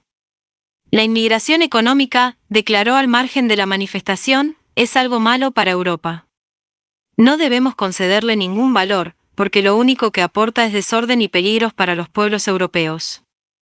Mientras yo sea primer ministro y mi gobierno esté en funciones, no permitiremos que Hungría se convierta en un destino de los inmigrantes a partir de planes concebidos por Bruselas. No queremos entre nosotros a ninguna minoría con un patrimonio cultural distinto del nuestro. Queremos que Hungría siga siendo para los húngaros. Página 85. Cuando Orbán pronunció estas palabras en París, la inmigración estaba todavía muy lejos de ser una preocupación para los húngaros. Los sondeos mostraban que apenas el 3% de los electores consideraban el tema una prioridad. Pero, como buen saorí de la política, el primer ministro intuyó que había dado con un filón de oro. Bastaba con saber cómo explotarlo, y él sabía cómo, y sobre todo con quién, hacerlo. A primera vista, Arthur Finkelstein era lo exactamente opuesto a Viktor Orbán. Mientras el uno era vehemente, el otro era reservado y le obsesionaba la discreción. Un día, la CNN lo había comparado, por cierto, a Keith Sose, el misterioso villano de Usual Suspect con quien nadie ha coincidido, digno de Hollywood, un personaje capaz de abatir al adversario más poderoso, pero tan secreto que muy pocos lo han visto en realidad. Así, pese a 40 años de carrera en las altas esferas, existen muy pocas fotografías y entrevistas de Finkelstein. Se registra bajo alias cuando pernocta en hoteles y la compañía de la que es propietario tampoco lleva su nombre. Mientras Victor reivindica sus orígenes provincianos con el estilo tosco y varonil de un futbolista curtido por la vida a base de patadas en la espinilla, Arthur es un judío gay de Nueva York apasionado de la ópera y la literatura rusa. Y, sin embargo, incluso cuando todo parecía separarlos, ambos parecían estar hechos para entenderse.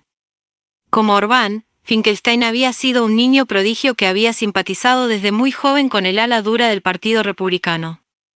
Todavía no había cumplido 20 años cuando empezó a trabajar para Barry Goldwater, candidato ultraconservador a la Casa Blanca, y después lo haría para Richard Nixon. En 1976, jugó un rol decisivo en la campaña para las elecciones primarias que posicionaría por primera vez al gobernador de California, Ronald Reagan, en el escenario nacional. 4 años más tarde, se convertiría en uno de sus asesores políticos de confianza en la Casa Blanca, y en paralelo desarrollaría una actividad de consejero electoral que lograría la elección de decenas de miembros del Congreso y gobernadores en todo Estados Unidos. Ya en esa época, su método consistía en el microtargeting 2.2. Sofisticados análisis demográficos y sondeos sobre votantes de elecciones primarias, que permitía identificar distintos grupos a los que enviar mensajes diferenciados. Facebook estaba todavía muy lejos, pero Finkelstein usaba ya el correo postal y el marketing telefónico para segmentar a los posibles simpatizantes de sus clientes políticos. A algunos enviaba mensajes más moderados, mientras que... Página 86. Con otros forzaba el tono y acentuaba ciertos aspectos del programa o de la personalidad de los candidatos respaldados. Sin embargo, el verdadero talento de Finkelstein consistió, desde el inicio, no tanto en promover a su candidato como en destruir al adversario. En manos de Finkelstein, las Negative Campaign 3.3. O campañas orientadas al ataque, que resaltan los defectos de los oponentes, se convertirían en una forma de arte. Cuando, por ejemplo, se trataba de lograr la elección de Aldea Mato, un republicano sin ningún carisma, en una circunscripción con una fuerte inclinación demócrata, Finkelstein ha explicado, no tenía demasiada sustancia sobre la que trabajar. Basta con conocer a Aldea Mato para saber de qué estoy hablando. No podía ni siquiera destacar sus cualidades, así que opté por mostrarlo lo menos posible. Nunca lo envié a los platos de televisión. Ni una sola vez. Sin embargo, no le había sido difícil demoler a sus oponentes. Primero, tuvo que anular al senador saliente, un patricio de cierta edad descrito por Finkelstein como una especie de cadáver andante. Luego, atacó al rival demócrata de Aldea Mato, el fiscal general del estado. Un progresista, 4. Sin perspectivas, según Finkelstein. Lo que, en su jerga, venía a referirse a un elitista hipócrita, apartado de la realidad y enfrascado en dictar leyes con el dedo meñique en el aire, mientras que Estados Unidos había basado siempre su grandeza en la iniciativa personal, liberada de marcos normativos y de burocracias. Para enfatizar este punto, Finkelstein filmó un anuncio televisivo. Pero no lo haría con Aldea Mato, cuidadosamente mantenido lejos de los focos en todo momento, sino con la madre de éste, provista de sus bolsas de la compra. De este modo, encamaba las dificultades de la vida cotidiana para los ciudadanos de a pie, ignorados por el progresismo pudiente. Durante esta campaña, así como en una docena más, Finkelstein convertiría el adjetivo progresista 5. en un insulto. Y, al hacerlo, contribuyó a la victoria de un batallón de candidatos ultraconservadores, así como a la derrota de auténticos iconos del Partido Demócrata como Frank Church, George M.C. Govan y Mario Cuomo. Demasiado liberal durante demasiado tiempo, sería el eslogan ganador que Finkelstein había murmurado al oído de un contendiente entonces desconocido, George Pataki. A lo largo de las décadas, Finkelstein había cimentado su leyenda en el procedimiento de primarias del Partido Republicano, y formado a una generación entera de propagandistas que jugarían a continuación un papel. Página 87. Decisivo en el doble mandato de George W. Bush y en la victoria de Donald Trump. Los dos principales asesores de imagen inculpados con arreglo a la investigación de la injerencia rusa a favor de Trump, Paul Manafort y Roger Stone, habían sido formados en la escuela Finkelstein. A mediados de la década de 1990, Finkelstein empezó a extender sus dones más allá de las fronteras de Estados Unidos. En 1996 desembarcaba en Israel, donde encontró una situación todavía más explosiva que de costumbre. El primer ministro, Isaac Rabin, acababa de ser asesinado por un fanático judío opuesto a los acuerdos de paz que había logrado con los palestinos.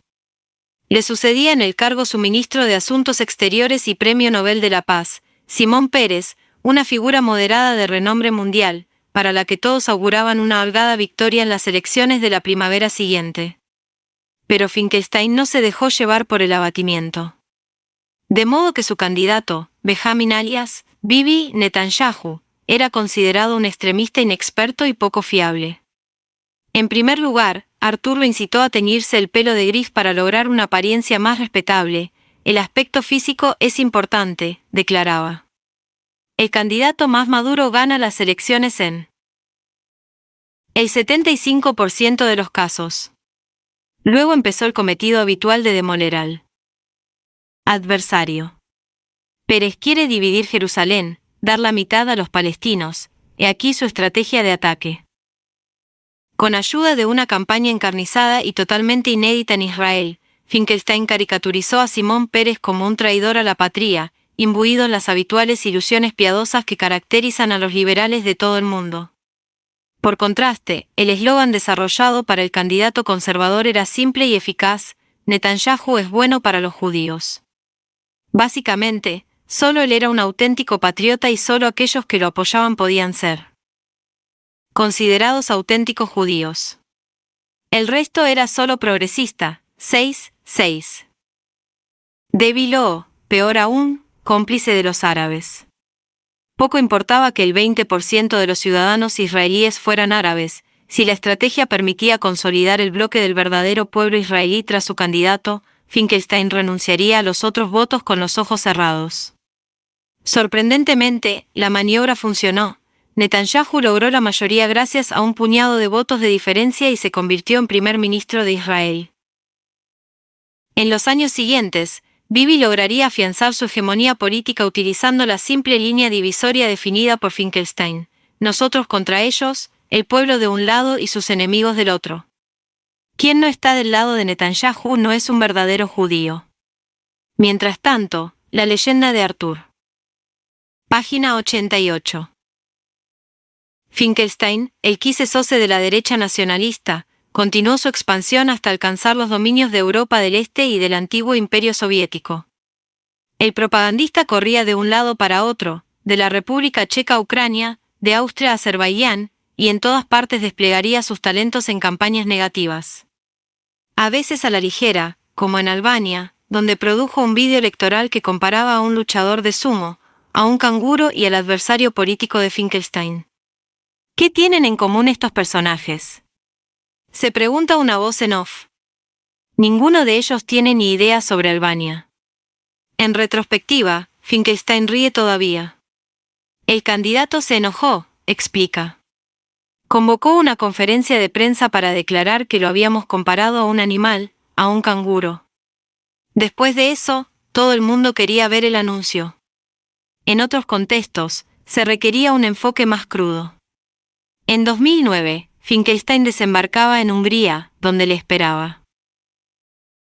¿Quién se convertiría en su principal cliente y quizá el espíritu político más próximo al suyo propio de la escena internacional. Al igual que Finkelstein, Orbán es discípulo de Cary Smith, 7. La política consiste, ante todo, en identificar al enemigo. Fue bajo esta premisa fundamental que se conformarían una trayectoria y una comunidad de personas unidas en la lucha. En 2009, el enemigo estaba totalmente definido. Se trataba de Europa, que no había escatimado a Hungría la humillación de una crisis financiera de la que solo pudo recuperarse con la ayuda del FMI y que todavía impone medidas de austeridad que recaen sobre la clase media. Al frente del país estaba Gordon Magnay, un tecnócrata impuesto por Bruselas y los mercados, que había empezado a recortar los salarios y las pensiones de los funcionarios. Orbán, que ya había gobernado Hungría durante 4 años al mando de una plataforma en gran medida proeuropea, comprendió que había llegado el momento de cambiar de tercio. Con ayuda de Finkelstein, articuló una campaña intensiva contra los liberales que habían traicionado al pueblo y conducido el país a la bancarrota debido a su corrupción y sumisión a intereses foráneos. Hungría no es una colonia, repetía Orbán con insistencia. Tras padecer la ocupación de los turcos, de los Habsburgo y de los soviéticos, el país no aceptaría ser sometido por Bruselas. Y Magnay, el tecnócrata respaldado por la izquierda, era una presa fácil para la campaña negativa orquestada por Finkelstein. Página 89. En la primavera de 2010, Orbán ganó las elecciones con el 57,2% de los votos. En el clima acalorado de una campaña negativa y agresiva, el 17% de los votos había ido a parar, asimismo, al partido xenófobo Jobbik.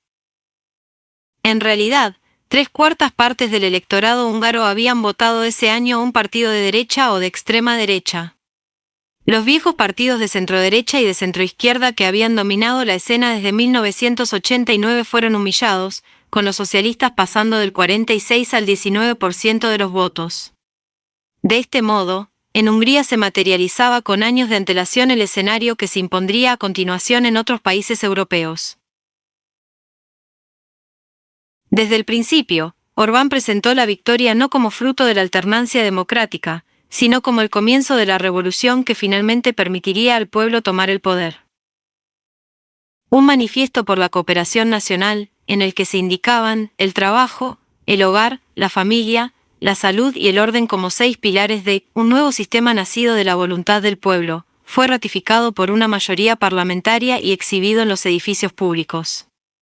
La Constitución fue enmendada para acelerar los procedimientos. En adelante, una ley podría aprobarse en unas horas, y para concentrar el poder, los tribunales pasarían desde ese momento a la tutela del Poder Ejecutivo.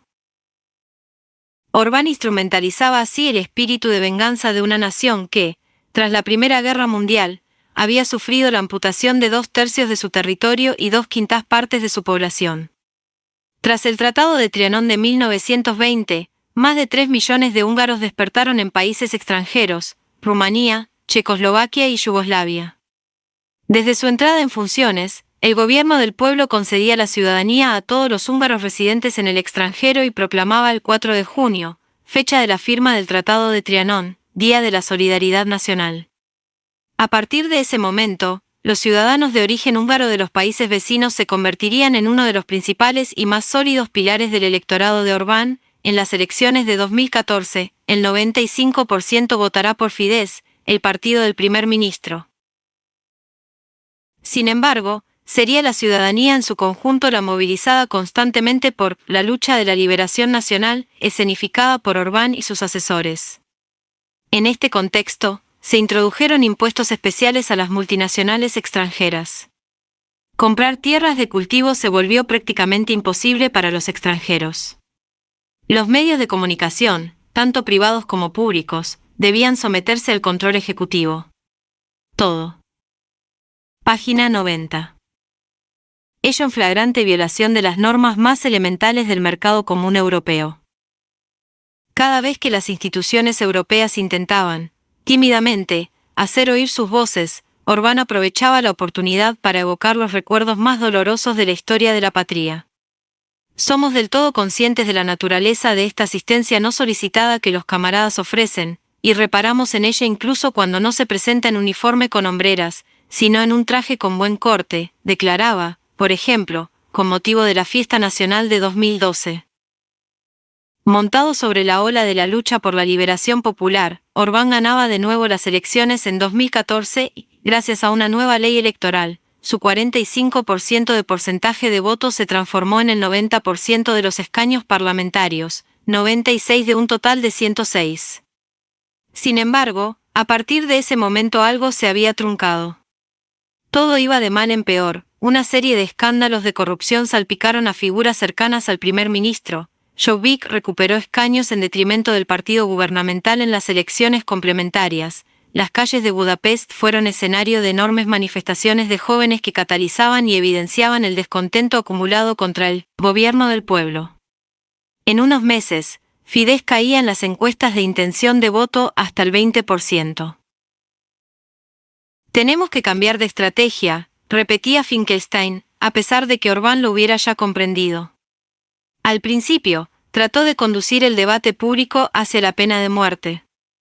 ¿Por qué no restaurarla, para reanudar la revolución nacional de manera todavía más vigorosa? Pero el público reaccionó con frialdad y el debate no despegó. Sorprendentemente, el tema no incitaba a los espíritus. Orbán y Finkelstein eran conscientes de que necesitaban un nuevo enemigo. Por suerte, los atentados terroristas se los sirvieron en bandeja de plata. Como por arte de magia, el Islam, encamado en el rostro de los migrantes procedentes de África y de Oriente Medio, se convertía en el enemigo número uno. El único problema era que, en Hungría, el problema no existía o era a lo sumo residual. Los extranjeros apenas representaban el 1,4% de la población húngara y, entre ellos, los musulmanes eran una ínfima minoría. Poco importa, Finkelstein nunca se ha dejado amedrentar por la realidad. Lo más importante, declaró en una conferencia concedida en Praga, es que nadie sabe nada. En política, es lo que se percibe como verdadero lo que acaba siéndolo, y no lo que es verdad. Si yo les digo que es un placer estar. Página 91. Aquí, porque partí de Boston en plena nevada y ahora estoy en Praga, donde brilla el sol, me creerán. Porque saben que, aquí, hoy hace un día espléndido. Sí, por el contrario, les digo que estoy triste de estar aquí porque he dejado Boston en un día soleado y aquí en Praga está nevando. No me creerán ni en Praga, porque hasta con echar un vistazo por la ventana, ni en Boston, porque ya les he mentido sobre Praga. En definitiva, un buen político es un tipo que nos dice una serie de cosas verdaderas antes de empezar a decirnos una serie de cosas falsas, porque de esa manera creeremos todo lo que dice, verdades y mentiras. Tan pronto como Orbán regresó de París, la maquinaria propagandística se puso en marcha. Con la asistencia de colaboradores locales, Finkelstein concibió un cuestionario que sería enviado a todos los electores como parte de una gigantesca consulta nacional sobre el terrorismo y la inmigración. 8 millones de ciudadanos recibieron en el buzón un formulario oficial con preguntas del estilo. Algunos dicen que hay un vínculo entre la mala gestión de la inmigración por parte de Bruselas y el auge del terrorismo. ¿Comparte esta opinión? En paralelo, Finkelstein organizaba una gigantesca campaña en vallas publicitarias con mensajes teóricamente dirigidos a los inmigrantes, pero escritos en húngaro y rigurosamente pensados para influir sobre los votantes.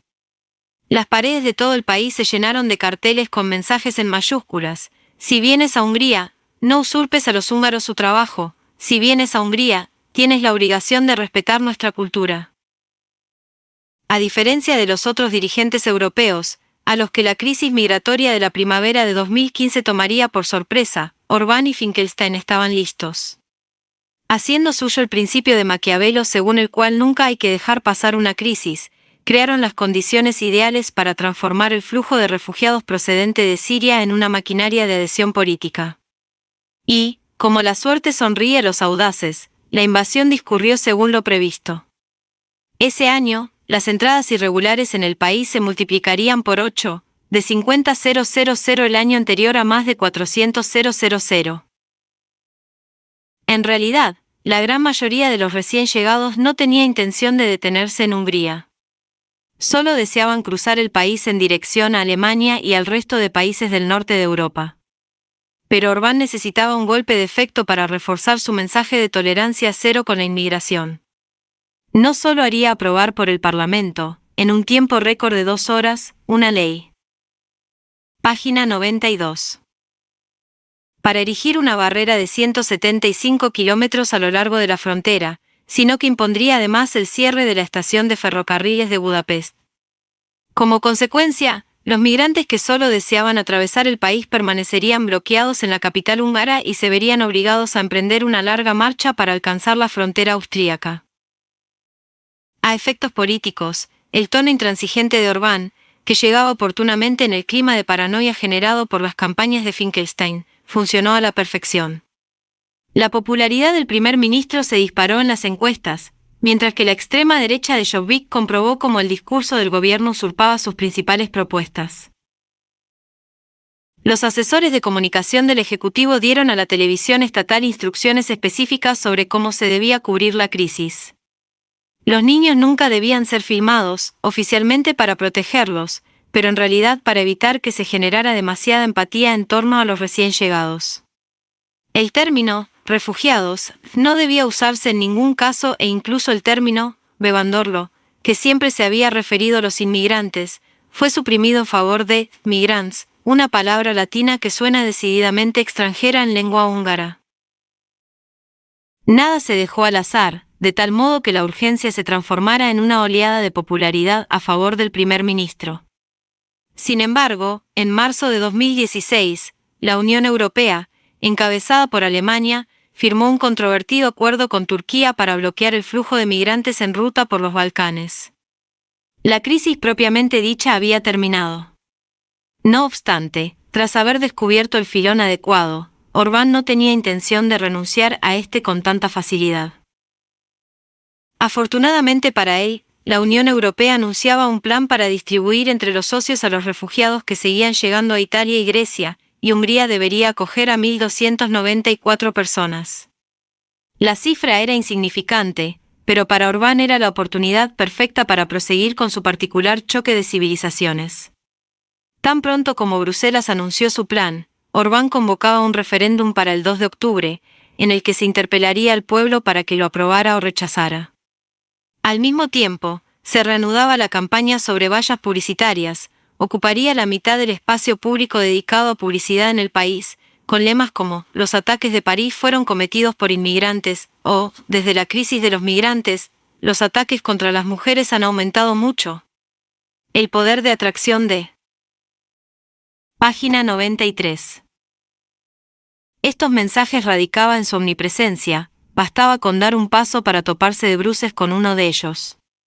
Durante el verano, las retransmisiones de la Eurocopa de fútbol y los Juegos Olímpicos, muy seguidas, se interrumpieron cada hora para dar paso a boletines informativos sobre los migrantes y sus fechorías. Al mismo tiempo, la televisión estatal entrevistaba a actores y atletas que exponían al unísono porque votarían «no» en el referéndum. No es de extrañar que, el día del referéndum, la opción del «no» se impusiera con el 98% de los votos, si bien menos de la mitad del electorado había acudido a las urnas. En poco menos de 2 años, Orbán había logrado convertir su país en una especie de búnker y embaucar a los demás países de la región para que firmaran, en Visegrado, un pacto histórico de oposición a cualquier método de redistribución de refugiados. Orbán también lograría sus conversos en Europa Occidental, donde había empezado a ser percibido como abanderado de un modelo alternativo que se oponía con firmeza a la tecnocracia de Bruselas. Las líneas maestras del modelo quedaban claras, el primer ministro húngaro las había definido en 2014, durante un discurso que pasaría a la historia. La nación húngara no es un mero aglutinamiento de individuos, sino una comunidad que debe organizarse, reforzarse y, en definitiva, construirse. En este sentido, el nuevo Estado que estamos construyendo en Hungría es un Estado iliberal y no un Estado liberal. No niega los valores fundamentales del liberalismo como la libertad, pero no hace de esta ideología el elemento central de la organización estatal. En la práctica, para Orbán, el Estado debía estar al servicio del pueblo, entendido como la mayoría de los húngaros. Y nada ni nadie, por mucho que fuera un juez, un periódico o una ONG, tenía la potestad de oponerse al ejercicio de la soberanía popular en nombre de la defensa de alguna minoría o principio constitucional cualquiera. En la actualidad, el liberalismo europeo no gira en torno a la libertad, sino sobre la corrección política, declaraba. Se ha convertido en una ideología esclerótica y dogmática. Los liberales son los enemigos de la libertad. En cuanto a los contrapoderes, eran una invención estadounidense que Europa ha adoptado por mediocridad intelectual. Las palabras de Orbán tenían el mérito de ser claras. Incluso resultaba un poco doloroso escucharlas en boca del antiguo estudiante rebelde de 1989, quien había regresado de inmediato desde Oxford, a donde había acudido a. Página 94. Estudiar gracias a una beca de la Fundación Soros, para liderar la iniciativa de los jóvenes liberales, anticomunistas y proeuropeos de Budapest. Como Trump y el movimiento 5 estrellas, Orbán se había revelado, ante todo, como un político oportunista, asistido por algoritmos y con sed de poder. Si el liberalismo y la tolerancia le hubieran asegurado este mismo poder, su brújula interna los habría sin duda instigado a respetar escrupulosamente los principios de la democracia liberal. Pero, en el caso de Orbán, quizá hubiera algo más. Para entender de qué se trataba, conviene dejarse guiar por Iván Krastev, uno de los observadores más renombrados de la escena política postsoviética. Después de la caída del muro, explica Krastev, las élites del este europeo se embarcaron en un proceso de imitación de Occidente, con la esperanza de recuperarse de los atrasos acumulados a lo largo de medio siglo de comunismo. Desafortunadamente, además de las penurias materiales que los ciudadanos de los antiguos satélites soviéticos habían padecido, este proceso había comportado, asimismo, un coste psicológico importante. Según Krastev, lo que hace que la imitación sea especialmente dolorosa no es solo el supuesto de que el imitador sea inferior al modelo, sino el hecho de que otorgue a Occidente el derecho a juzgar el éxito o fracaso de los países del Este sobre la vara de medir de los estándares occidentales. Desde este punto de vista, la imitación se convierte en una pérdida de soberanía. Era por tanto de esperar que, en algún momento, la frustración acumulada por los imitadores produjera una reacción explosiva. Más aún si se tiene en cuenta que la admiración de las élites de Europa del Este se basaba, al menos en parte, en un malentendido. A ojos de los conservadores húngaros, checos y polacos, Europa occidental representaba un ideal porque, a diferencia del comunismo, garantizaba el respeto de las tradiciones y la religión. No es de extrañar, pues, que se sintieran estafados al constatar que, en Occidente, la norma comprendía el multiculturalismo y los matrimonios entre personas del mismo sexo. Las crisis de los últimos años, el terrorismo islamista y la emergencia migratoria no han hecho más que reforzar esta desilusión, hasta producir una reversión radical. Bajo la batuta de los nuevos líderes soberanistas, las democracias y liberales del Este se presentan como un modelo alternativo para todos aquellos que se atrincheran en torno a los valores seculares de la verdadera Europa, Dios, la patria y la familia. Estos regímenes se erigen hoy en tanto. Página 95. Que baluartes contra la dictadura de la corrección política y los derechos de las minorías, que diluyen las tradiciones y contestan la importancia de la familia. Se oponen, además, a una inmigración masiva que amenazaría la homogeneidad y la identidad cultural de los pueblos europeos. Hasta hace poco tiempo, los gobernantes de los países del Este adoptaban, tanto en Bruselas como en otros círculos, la postura un tanto humillante del advenedizo que, siempre sensible al riesgo de recibir críticas o condenas hirientes, aguarda a ser juzgado. Hoy, en cambio, su misión es preservar la llama de los valores que el Oeste ha perdido. Hace 27 años, manifestaba Orbán en un discurso de 2017, aquí, en Europa Central, pensábamos que Europa era nuestro porvenir, ahora tenemos la impresión de representar el propio futuro de Europa. Resulta difícil contradecirlo del todo, a juzgar por los acontecimientos de estos últimos años. En muchos países europeos, Orbán se ha convertido en un modelo a seguir para los movimientos soberanistas que ganan las elecciones y, en ocasiones, toman el poder. La cuestión migratoria permite alimentar a Baldo en cualquier contexto. En Italia, la firma Casaleggio Associati elaboró en 2014 un manual de conducta para los representantes electos del movimiento 5 estrellas que participan desde entonces en programas televisivos. En cuanto al asunto de los migrantes, el texto sugiere adoptar la actitud siguiente: el tema de la inmigración suscita muchas emociones, entre las cuales destacan el miedo y la ira. De este modo, en televisión, es inútil desgranar un argumento, explicar los tratados o incluso proponer soluciones más o menos realistas. Las personas son presa de sus emociones y perciben una amenaza para ellas y sus familias. No se puede pretender que sigan un discurso puramente racional. En definitiva, el manual sugiere la estrategia del calco emocional: somos una vía de escape de la rabia y el miedo. Durante la campaña para las elecciones municipales de 2017, Grillo forzará la estrategia del calco emocional hasta el punto de usar en contra de una minoría étnica como la romaní, en su mayoría ciudadanos italianos, el término alemán raus, fuera. Nombrado después ministro de Interior, el líder de la Liga Matteo Salvini convertiría estas ideas en textos legislativos concretos, con el pleno apoyo del movimiento 5 estrellas. Algo similar ocurriría en otras partes, con variaciones apenas perceptibles. En todos los países industrializados, los ingenieros del caos han instrumentalizado el miedo al extranjero, ya se trate de refugiados. Página 96. Inmigrantes o incluso compatriotas de origen étnico o religión diferentes, para convertirlo en el principal combustible del baldo populista. Desde su punto de vista, la ventaja de la cuestión migratoria no consiste únicamente en reforzar la división de Smith entre nosotros y ellos, sino que sobre todo quiebra las barreras tradicionales entre la derecha y la izquierda. El estratega del Brexit, Dominic Cummings, relata un episodio esclarecedor al respecto: me disponía a coordinar un grupo de discusión con votantes conservadores.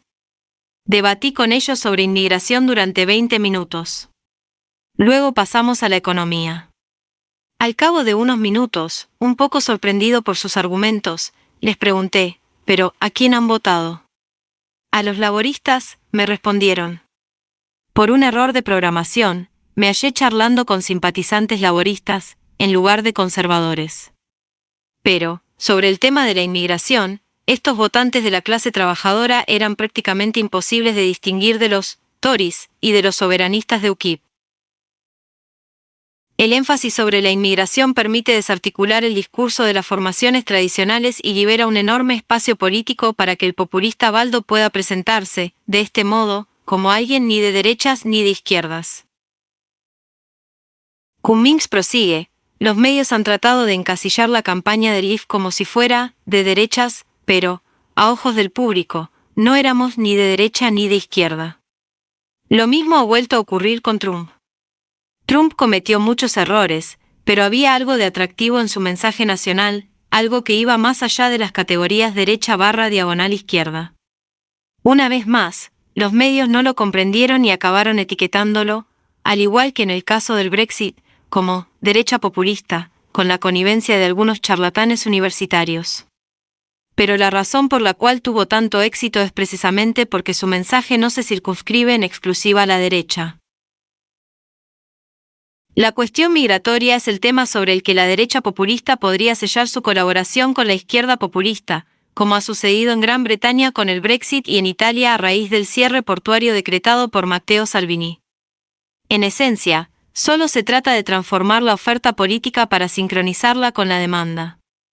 De ahí que, en los países donde la fusión entre partidos populistas de distinto signo no se ha producido todavía, muchos actores, tanto a extrema derecha como a extrema izquierda, trabajan para ser los primeros en hacer volar por los aires la antigua división ideológica. Página 97. En Alemania, una campaña agresiva y centrada casi exclusivamente en el tema de la inmigración permitió al movimiento de extrema derecha AfD, Alternativa para Alemania, atraer votos de los partidos de izquierda. Según los análisis de trasvase de votos entre los partidos en las elecciones de 2017, el movimiento obtuvo casi tantos votos de las filas del Partido Socialdemócrata y de la izquierda radical Die Linke que de la derecha tradicional CDU-CSU. Lo que explicaría que, después de las elecciones, muchos exlíderes de extrema izquierda crearan el movimiento Aufstehen, de pie, para, según una de sus fundadoras, acabar con la buena conciencia de la izquierda en torno a la cultura de la hospitalidad. En Francia, la pregunta es si el movimiento de los chalecos amarillos podría constituir el detonante de una convergencia entre populistas de derecha y populistas de izquierda. A pesar del gran esfuerzo de Marine Le Pen, por un lado, y de Jean-Luc Mélenchon, por el otro, lo que falta todavía entre los franceses es una especie de Macron al revés, un líder que tuviera la capacidad de trascender la división entre derecha e izquierda para unir a los nacionalpopulistas de ambos extremos. Pero la propia experiencia del actual inquilino del Elíseo 8.8 demuestra que una figura de este tipo podría surgir de manera fulgurante cuando las circunstancias fueran favorables. Página 98. Los físicos. Página 99. A finales de la década de 1960, cuando la pesadilla de la guerra atómica amenazaba con destruir el planeta, el dramaturgo suizo Friedrich Dürrenmatt imaginó en una obra de teatro 1.1 encerrar a Newton, Einstein y Mobius 2.2 en una clínica de salud mental. En el asilo de los físicos, los suelos son de madera, las acogedoras camas están provistas de colchas y los balcones dan a las montañas. Sin embargo, Newton y Einstein no parecen particularmente encantados por el lugar y se pasan el día maquinando estratagemas para escapar. Sus laboratorios los aguardan y todavía tienen ante sí 1001 descubrimientos por hacer. Un día, Mobius siente la necesidad de explicarles lo que ocurre en realidad. Hemos llegado al fin de nuestro viaje, declara. Pero la humanidad todavía no ha llegado todavía. Hemos avanzado sin cese y hoy nadie nos sigue, nos hemos arrojado al vacío. Nuestra ciencia se ha vuelto terrible, nuestra investigación es peligrosa, nuestros descubrimientos matan. En calidad de físicos, no nos queda más que capitular ante la realidad. La humanidad no puede hacer frente a nuestra labor científica y corre el riesgo de perecer por culpa nuestra. Tenemos que revocar nuestro conocimiento, yo mismo ya lo he hecho. No hay otra alternativa, ni siquiera para vosotros. ¿Qué significa todo eso? Demandan los otros dos, visiblemente contrariados. Que debéis permanecer conmigo en el asilo. La obra de Dürrenmatt me vino a la mente después del referéndum británico, cuando el director de la campaña a favor del Brexit, Dominic Cummings, realizaba una declaración un tanto sorprendente. Si uno quiere avanzar en política, escribía en su bitácora, mi consejo es contratar físicos, y no expertos o comunicadores. De hecho, en lugar de dirigirse a los consultores políticos de costumbre, Cummings organizó su campaña con la ayuda de un equipo de científicos de las universidades californianas más prestigiosas y de una sociedad canadiense de Big Data vinculada a Cambridge Analytica, agrega Telcu. La petición de página 100. Cummings a ambas firmas era simple: ayudadme a apuntar con precisión. Decime a dónde enviar a mis voluntarios, a qué puerta llamar, a quién remitir correos electrónicos y mensajes en las redes sociales y con qué contenido. Según el estratega del Brexit, los resultados superaron todas las expectativas. Tanto es así que el propio Cummings llegó a una conclusión preocupante: si uno es joven e inteligente y le interesa la política, debería pensárselo 2 veces antes de estudiar ciencias políticas en la universidad. Sería más adecuado para él estudiar matemáticas o física. Más adelante, cuando entrara en el mundo de la política, acumularía conocimientos más útiles y con aplicaciones infinitas.